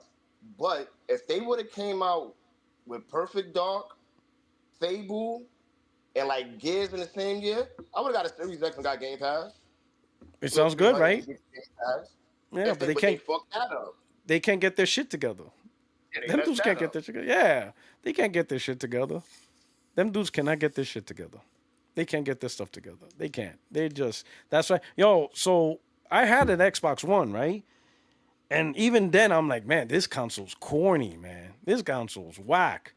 Like, you know, Wait, not the OG, the one. I had the OG also. I had the OG, and I love that console. The OG Xbox is awesome. I didn't have the 360, but that console's awesome. I said, yep, let me get an Xbox One. Man, that console sucked. I said, I'm never buying another Xbox. That's why I was like, I am not buying no Xbox Series console. Not the way this company moves. Xbox One sucked. I'm like, get out of here. And I knew not to buy an Xbox this year, so I didn't. I'm like, this company don't know what they're doing. And sure as crap, just sure as shit, like I said, this company just don't know what they're doing. Which one had, I know my camera on now, which one had the Red Ring of Death? The 360. Oh, it was a 360, okay. Yeah, and even with the hardware, you know, ring with that, but in terms of games, man, that console had games though. I mean, at the end of the day, sure, the quality of the hardware sucked, but man, that had some quality games and exclusives. Nah, I had started to get one, but with that Red Ring, because everybody was catching that, I said, I'm not doing that. Yeah, the Red Ring was, I think it was serious, but it had some quality exclusives. Like a cold towel on the Xbox to prevent it or some shit like that. So it was like weird stuff, man. But yeah, you went through it and stuff like that. But it had some quality games. But that Xbox One, I'm like, yo, Xbox is done. I knew, I'm like, Xbox is cooked. If they don't get their shit together, I don't think they're gonna get their shit together. And then when they announce they ended on PC in 2019 before they launched the new generation, I'm like, oh hell no, I'm not getting this console. Hell no, I'm not buying no Xbox. These guys are not in sync. They have no strategy. And don't make no. You know how mad you got to be as an Xbox user to say, you know what, I'm gonna go Xbox instead of the PlayStation. Because you got to be a hardcore, you got to be a hardcore Xbox dude, and now they're suffering for it. You know, unless they like Game Pass. Unless they got Game Pass. Yeah, let's what Game Pass do. Yeah, that's it. That's the only saving grace. Game Pass. If you on Xbox and you don't got Game Pass, you're a psychopath. I call those dudes psychopaths. You got to be a psychopath. You got to be a serial killer to buy an Xbox and not have Game Pass. I was out the gaming loop since like PlayStation 2. I was running around the streets and all that because I'm from Harlem. I'm in Harlem. All right. So when I got the P5 PlayStation Plus, the $20 for all them games I could play, I was good. I was like Game Pass. Look at that. Look at that, because it was all new to you. It's a lot of older people you got that just do the Call of Duties and the NBA Live. They get PlayStation Plus. They go, oh shit, I never tried this before. That's still a good value. Man, you could tell you from New York because the first thing you mentioned was Call of Duty and NBA Live. That's classic New York gamer right there, boy. Everybody man said NBA. That's New York as it gets, boy. I tell you, New York. That's what it was. Madden, Call of Duty, and Live. That was like all your boys. Boy, they weren't trying to hear about Final Fantasy. All my friends, when I was living in New York, and stuff, you know, they were coming over on PlayStation 2. I had to boot up the Live. They ain't trying to hear about anything else. It was either Madden or Live. They're like, that's it, boy. That's New York through and through. Madden Live and Call of Duty. And Call of Duty on the phone. A lot of people ain't even playing it on the systems no more. They playing it on the phone. Okay. I heard about that. You played on the phone? Nah, I don't play that shit. I'm not playing that. He's like, nah, we're not doing that. Nah. That's what's so bad. That was good. My man. Oh man. That's what's up. But we'll see, man. Right now, man, we just give, Ghost of Yote coming. You know? I never played Tsushima, but Yote look good. I'm gonna try Yote. Okay. You should try Tsushima first. Bro, I heard it was good. I might try Tsushima. I might try that. It's good. And I think it's dope. It's dope. I mean, it's a good way to try it. Let me put it this way: if you don't like it, then probably Yote you're not gonna like. That's why I would say you probably could get Tsushima cheaper at a cheaper price, and that lets you know. Oh, okay. And it's I ain't know about Ghost of Tsushima because what y'all got like the casuals know that a lot of these games promotion is horrible. Nobody watches TV no more, so you're not seeing ads for nothing. Yeah. I know about new games from watching y'all talk about this shit. I don't be knowing about new games from that. Oh shit. Ain't no more games that's formula. It ain't. I mean, TV is not reacting, so you're not really seeing promotion for games like that unless you in this type of loop, this type of circle. Yeah, so you should try Ghost of Tsushima. You should try that out first to see if you like it. Because you promoted Final Fantasy. I don't even play Final Fantasy, but I like the 16. 16 was good. You the reason I bought that shit. I ain't gonna hold the way you was pumping that. Really? Shit. Yeah, that ass. Yo, isn't it good? It's good. Yeah, hell yeah, that shit was good. Yeah. That other one, it was a bad call. You was promoting that game. That shit was a piece of shit. Which one? It was the horror game. It looked like it was gonna be good, but it started with an E. It was bad. Which game? I promoted it. You were saying like, yeah, it's gonna be a good game, and thankfully I didn't get it. It was cheap. It was like a little company that made the game. It was like a horror game. Era, some shit like that. Yeah, you done deleted that from your memory banks as you should. This shit was bad. Yeah, as you should. My man said, you deleted, but he said you deleted from the memory bank. I'm like, a horror game. It wound up coming out being, it looked good, but it wound up being a flop though. It wound up being probably bad. did. What horror game that I hyped that I flopped? I feel like it had like a firefighter on the front cover, some weird shit like that. Callisto Protocol? No, hell no, that was good. I played that. That was good. Yeah, I played that. That was good. It was that. A firefighter. It started with an E. I want to say it was like called Era or something. It was some shit. I'll find out what it is. I sent it to you on Twitter, but it was bad. I'm gonna have to delete all tweets. I'm gonna have to.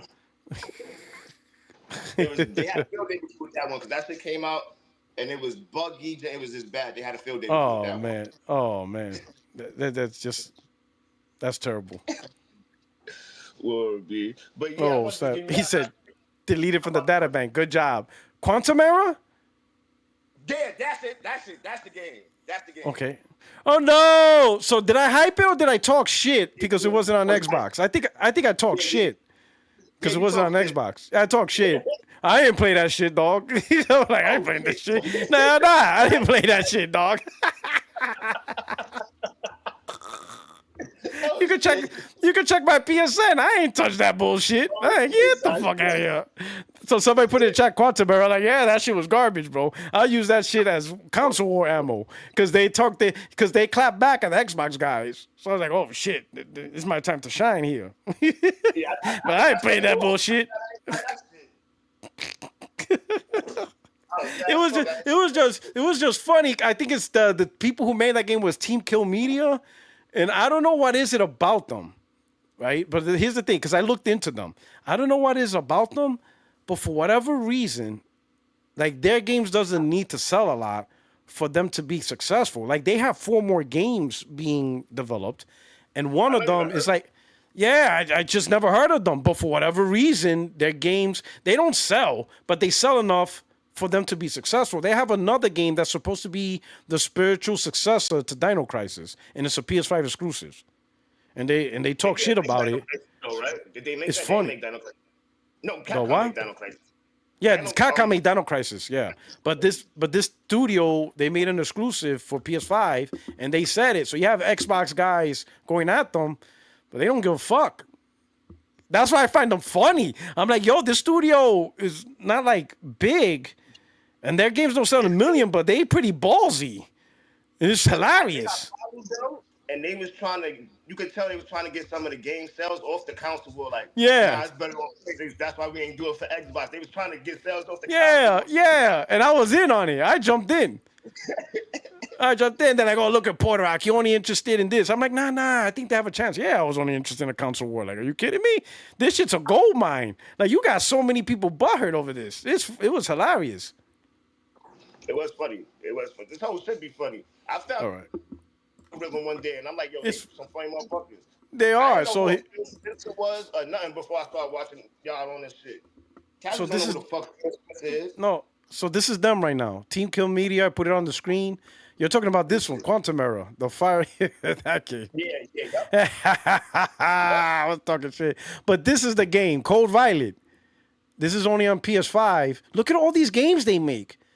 And they got more games in their projects. Yo, it's crazy. I don't know how they're doing it. That Quantum Era shit. So this is Cold Violet. This is their PS5. Yeah, like this is supposed to be like right here. They have. So I don't know if you saw damn, can we get this screen bigger? I don't think we could get these pictures bigger. Why can't we get the pictures bigger? That's stupid. Let me see. Open image, new tab. Okay. So remember I told you guys, right? And I said it on 60 Frames No Light podcast. What is the secret to a successful game? You got to make the characters fuckable. No, that's just how it is now. Look what they're doing. They know. Look. They know. They ain't stupid. Look at the screen. This is the pre-order bonus. They going after the gooners. They're not dumb. They're not dumb at all. It is what it is. What? That game ain't out yet. That game is coming out. Yeah, it's coming out, right? And it's supposed to be the spiritual successor to here. Let me show this image right here, so that we have an idea. This is the spiritual successor to Dino Crisis. Yeah. I'm not saying this game is going to be good or not. All right, so listen. I'm just telling you it exists. All right, but you can tell from this image who they going after. They're going after them gooners. Yo, it's wild, bro. This shit is wild. This studio is wild, man. It's just crazy, so I don't know. I'll let you try it out first. He said, you let me try it out first. You know why? Should I take one for the culture? Chat. You know why? Let me do a vote. I'm going to do a vote. I'm going to see if I should take a hit for the team. I'm gonna start a poll. Should I get Cold Violet?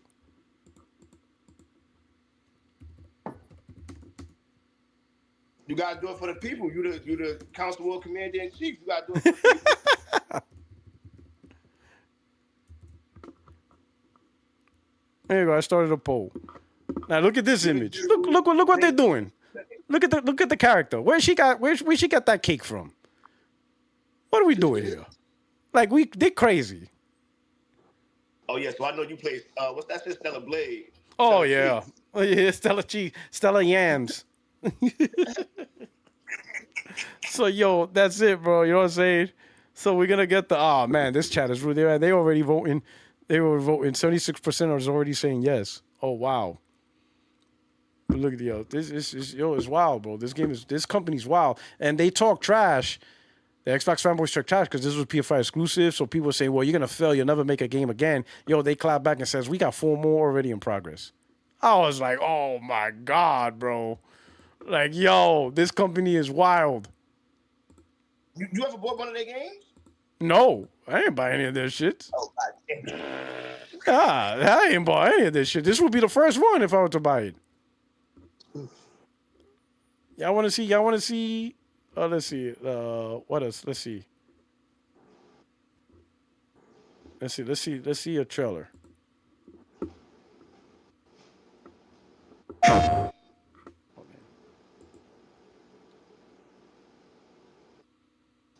This game's gonna be bad. This is not gonna look good at all. It's gonna be bad. This game is not gonna look good at all. This is wild. They got a release date? I don't know.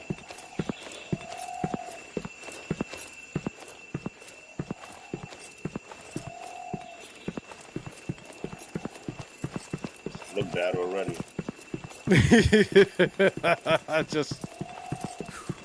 Oh man. She already out of breath.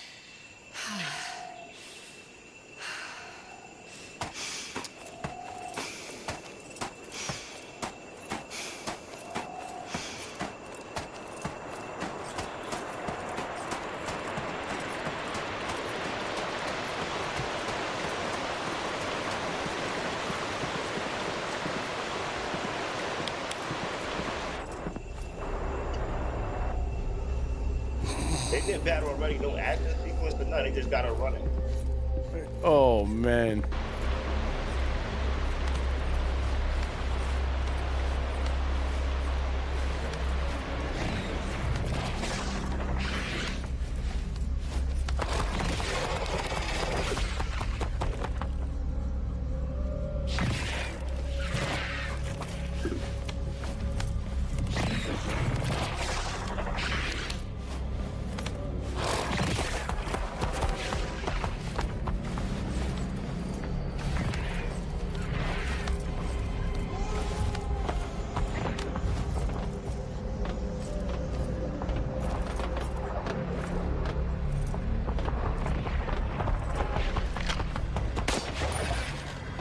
What was that? Cat? Or it's a little. What is it? The raptors? Baby raptors? Oh, is that what that was? Yeah.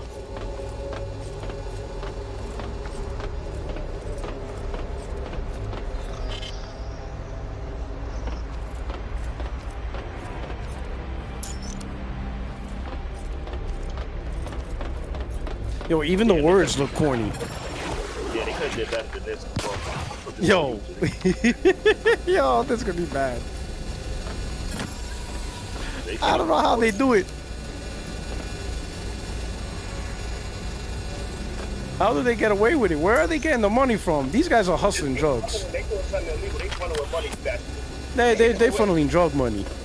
Yeah, they funneling drug money. This is just a front. We're gonna see them in the news one day.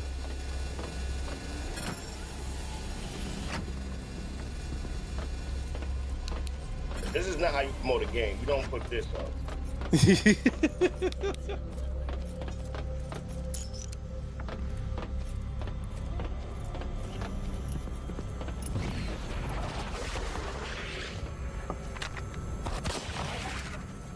Got these baby raptors. One shot and baby raptors. Oh boy.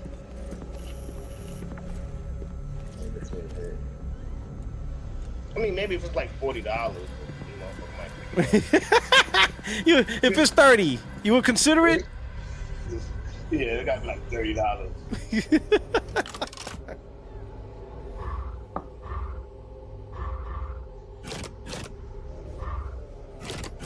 What kind of puzzle is this?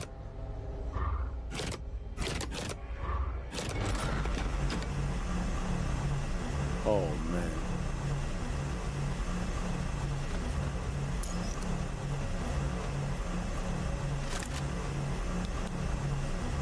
This game is backed by the Mexican cartel. Oh, there we go. Oh, she broke out she got the assault rifle.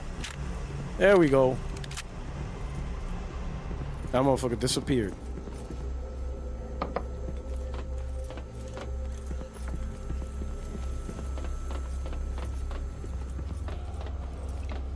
Oh, y'all want the Dino Crisis?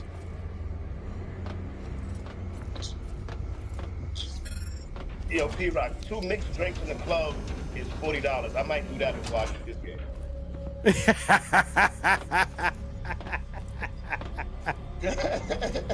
Oh man. Oh snap. Is a mixed drink still $20? That shit didn't go up in price? Nah, it went up. You usually get a mixed drink for like $10. Oh yeah, man. Oh, look at this. What the hell? Now they're at a church? This shit went from Dead Space to Darksiders. It's giving me like Tomb Raider vibes.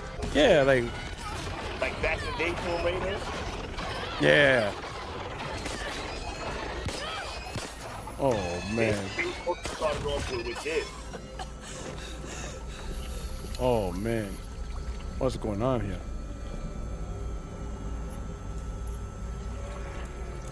Oh, that facial animation. Lord.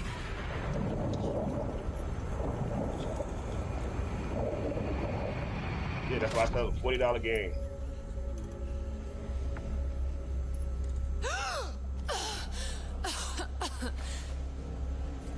Oh, they did this shot on purpose.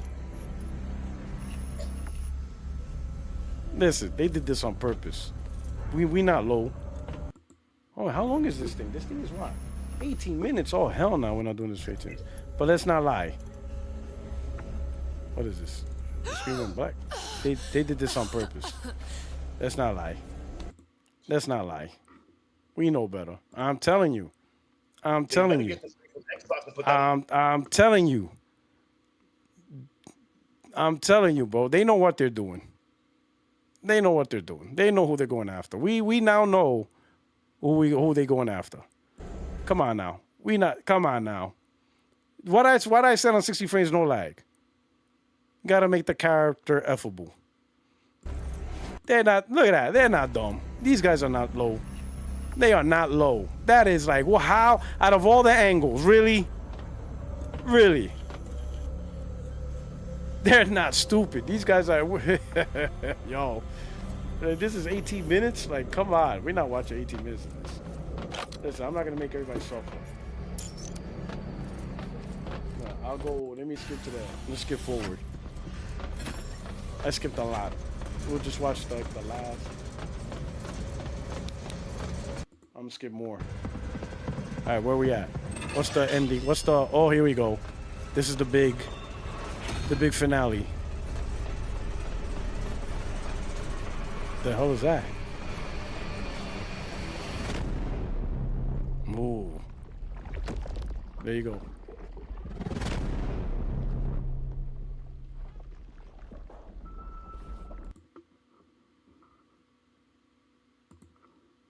Boom. That's it. All right, my brother. I got somebody else in the waiting room.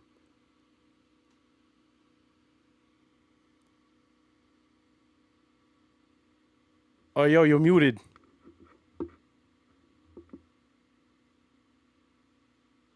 Oh, there you go. Oh, Now, all right. yeah. Yes, you gotta come back to New York time, man. You forgot about us out here, dude.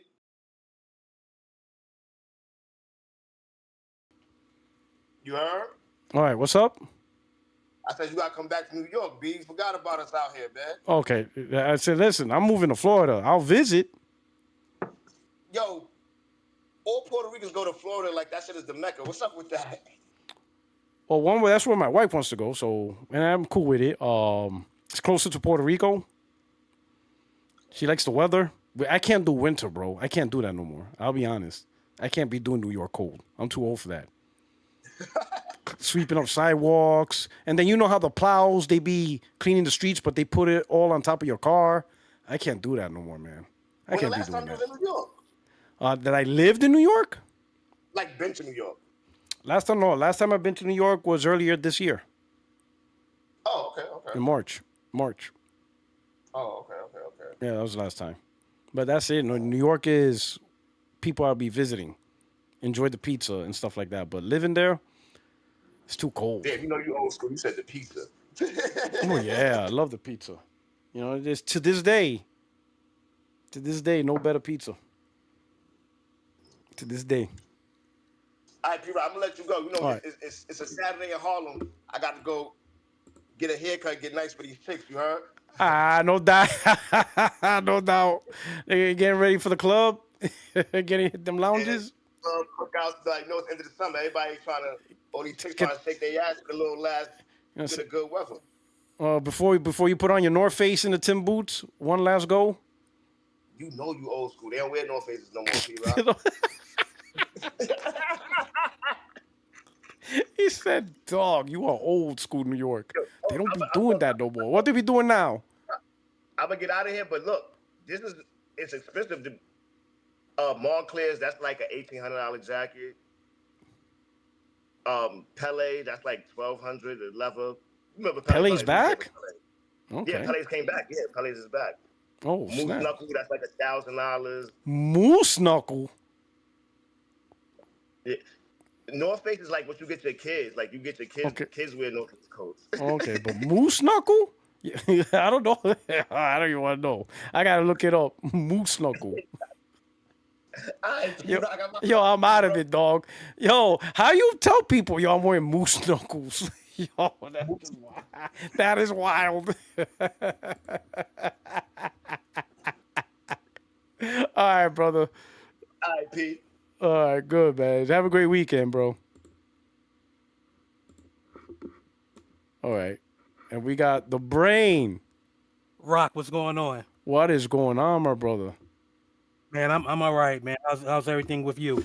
Everything's good, man. Everything's great, man. This week, I've been doing my 35-hour required class for the project management professional certification. Okay. So I was doing like the 5-day. They call it the 5-day boot camp because it's like 8 hours, 5 days of just blasting you with info. So now I'm just doing studying. You know, I submitted my application to take the exam. And then hopefully I'll get approved. And then, you know, hopefully like in 2 weeks I'll take the exam. But until then, I'm just doing hardcore studying. Okay. That's good. It's funny. Right now, in order for me to be to have the whole gamut when it comes down to trade law, right now, my job they pay for me to take my licensed customs brokerage exam. Okay. I know there's a test coming up in October, which I'm not ready for because I just paid for the class in August. But I'll be taking the test in April because I know that the pass rate is really low. I want to say like the pass rate is between like 15 to 21%, somewhere around that. So it's a range. challenging exam. That is a challenge. Yeah, you need months of study. Yeah. But the payoff would be cool right now. Let's just say this: I'll be making about double what I make right now. So if I make like it. Yeah, if I make like 180 right now, I can go up to 360. So be patient. It's better to be patient. Yeah. Do it right the first time. Yeah. Yep. That's good. So that's good. Yeah. So the reason why I was calling, actually, I really enjoyed that discussion between you and Smoothie. That's on like some real New York shit. Yeah. My man said, ain't nobody wearing North Face. Like, you old school. Like, yo, listen, I don't run the streets no more, man. It's over. Them days is over. The new generation got this. I don't know about He, Moose Knuckle. yo, Yo, it's you got me, crazy. dog. Only thing that I knew about that he said was Pele, which I was like, damn, that came back. Yeah, that And came back, right? yeah, I was like, damn, that's crazy. And North Face, which I known about as well, but he didn't even had to say he was from Harlem. I was like, man, I'm gonna give him a couple more minutes, and if he don't say he from Harlem, if I had to take a guess, I would have said Harlem. But he already identified that for me. So, but shout out to Yeah. him. He sound cool. I would like to speak to him one day if I ever had the chance to. But the reason why I call is actually it's a continuation of your conversation, and it was 2 points. The first point that I wanted to say is this. Regarding Grand Theft Auto 6, I know that Grand Theft Auto is a cultural event. I know that that's probably one of between that and Call of Duty. I want to say those two games are bigger than any system that we're on, but more so Grand Theft Auto than anything else. Mhm. However, I do I think it's kind of pathetic, both on Xbox and more so PlayStation side, that hey, in order to to get the generation moving or to get people to move over from PlayStation 4 over to PlayStation 5. Not to say that Sony is doing it themselves, but they indirectly doing it because of we know that's the one game that'll be able to do it. Where it's like, yo, the reason why we buy, at least me speaking for myself. Yes, I buy games I buy consoles for the games, but it got to come specifically from that first party publisher. Like again, Nintendo was a good matter of fact. Nintendo was the only example of this left. Like I wouldn't never buy a Nintendo console for any game that was not made by Nintendo. To me, that's kind of crazy.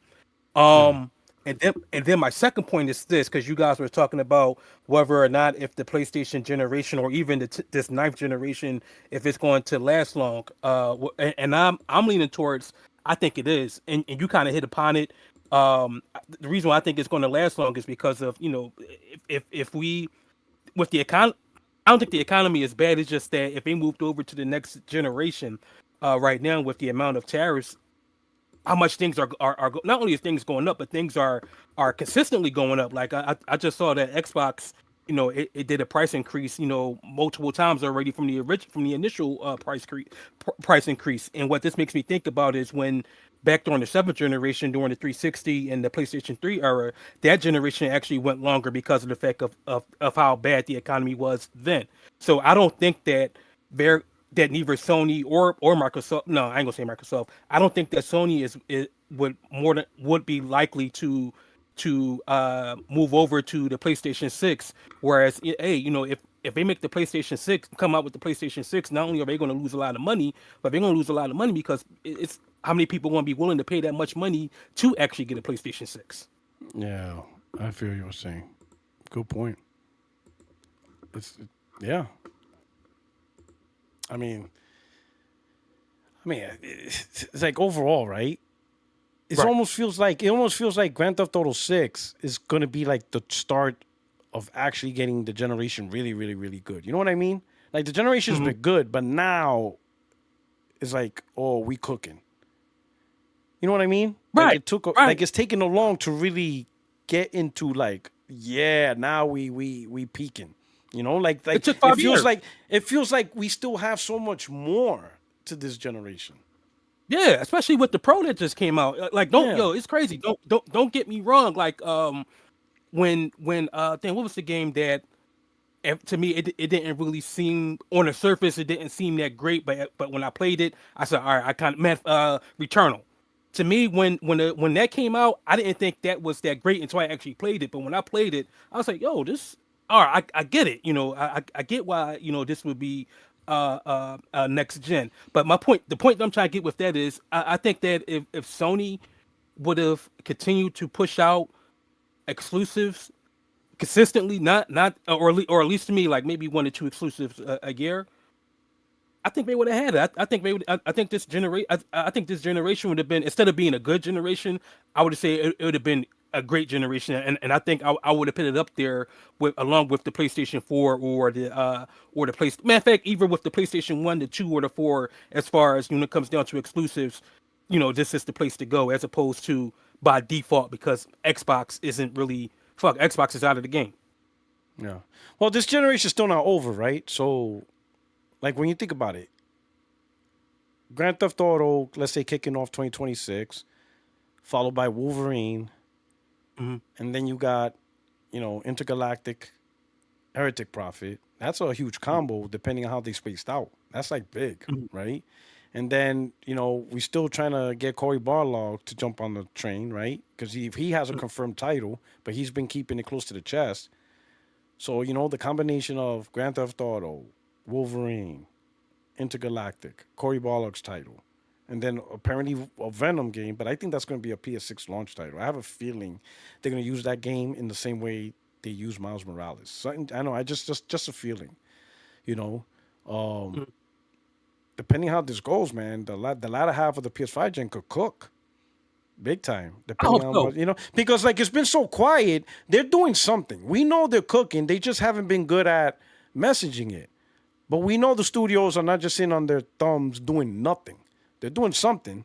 They just haven't been expressing, because we used to get the 2-year message, the 3 years out. Now it's just like, nah, you're going to find out when it's like really that time, So I don't know. My fault. Yeah, go ahead. Oh, I was about to say, I don't know if Soros is another one. Yeah, that one. Okay. I don't know if they cooking or not. I think it's probably more so Totoki cock blocking than them cooking. It's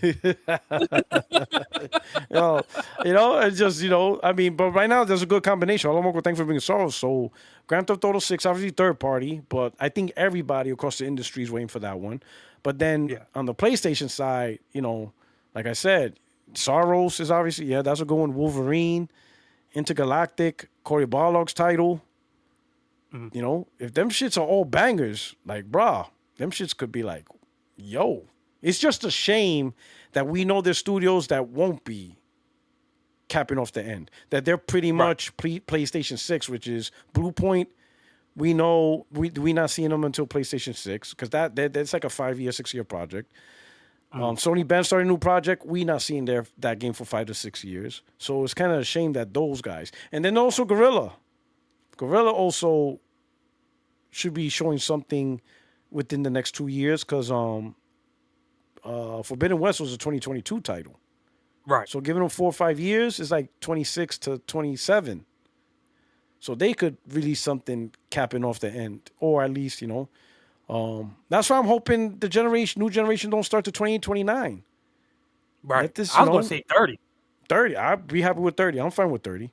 I'm absolutely fine with 30. People be like, oh, but technology. I'm like, listen, the games are going to be cross-gen anyway. Right. So it's like, what's the rush? Let the studios focus more on cooking and not worry so much about cross-gen titles and stuff like that. Right. All right. That makes sense. I guess Tom tell, but one more question. As far as Wolverine, did they actually provide a release date for that? Did they say 26? I don't know. I cannot confirm nor deny if they gave a release window. Okay. They didn't give a release date, I can tell you that much, but I don't know if they gave a window. I honestly don't know. I don't think they did. Okay. All right. Shit, I guess, go back to what I just said. Time will tell. All right, good brother. I appreciate it. Thank you. Absolutely, brother. Absolutely. All right.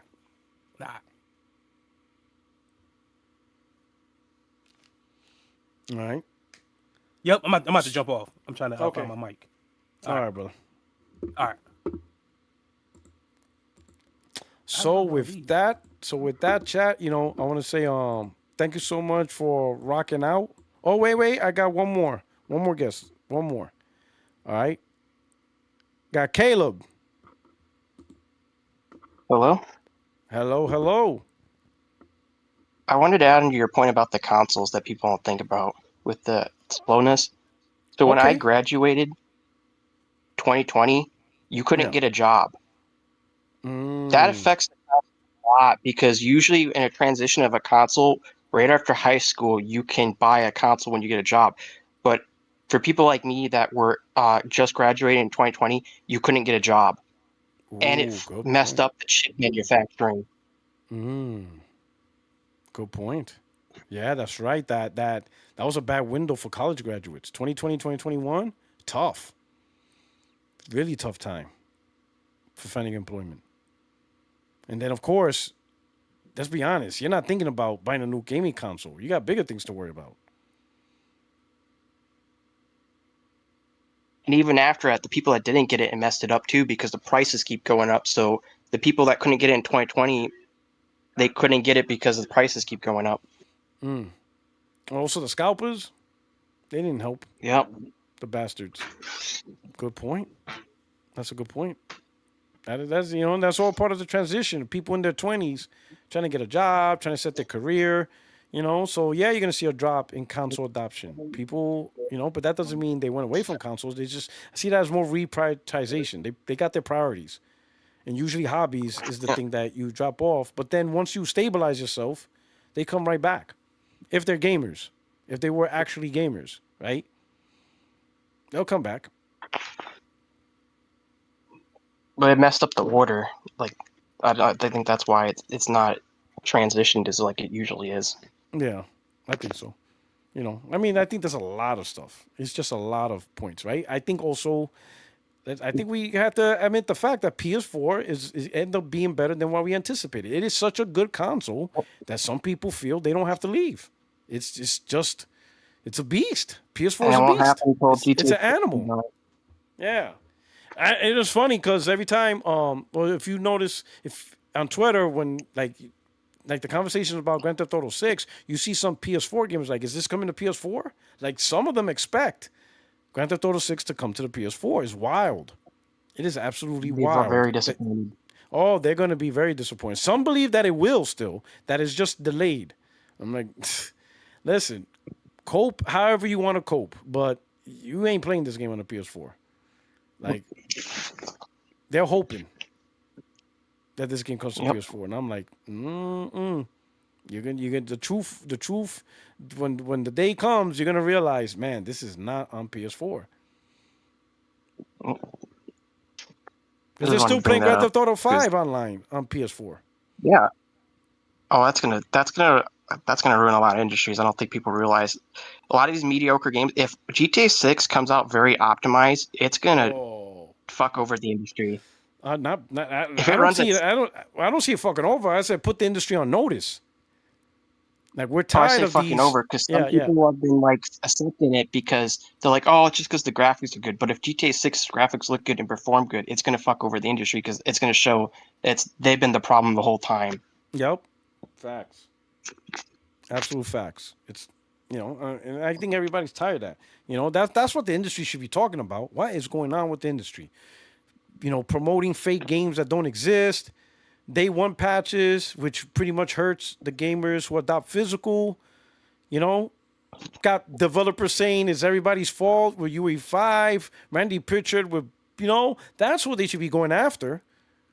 But they keep making these stupid ass, woe is, consoles are doom articles or PlayStation going third party. Like, bro, there's bigger issues that are happening. I disagree with the Unreal 5 thing because they're saying, oh, it's because they just optimized for the high end. Then how come like 4090s and 5090s can't run if it's being optimized for the high end? Something's wrong with that engine. Yeah, and they don't want to address it. And nobody wants to call them out. They just let them say whatever they want to say without holding them accountable.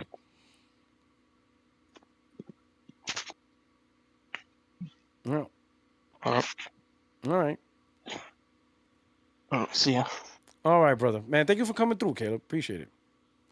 All right. Okay. Appreciate Caleb. Appreciate everybody. Hey, I really appreciate everybody showing up. I hope you enjoyed the show. Right now, you know what? The poll is closer than I anticipated. 60-40. 60-40 said yes. 60 said yes, 40 said no. Well, the yes have it. So, but not by much. Like, I thought it was going to be like 90-10. Because I figured most of you want to see me suffer. But, for the 40% that care about me, I really appreciate it. I truly appreciate the 40% that cared about me. But the 60 wins. So I guess I'll be buying Cold Violet. I'm gonna pre-order it because if I'm gonna buy it, I'm getting the whatchamacallit. I'm gonna get all those outfits.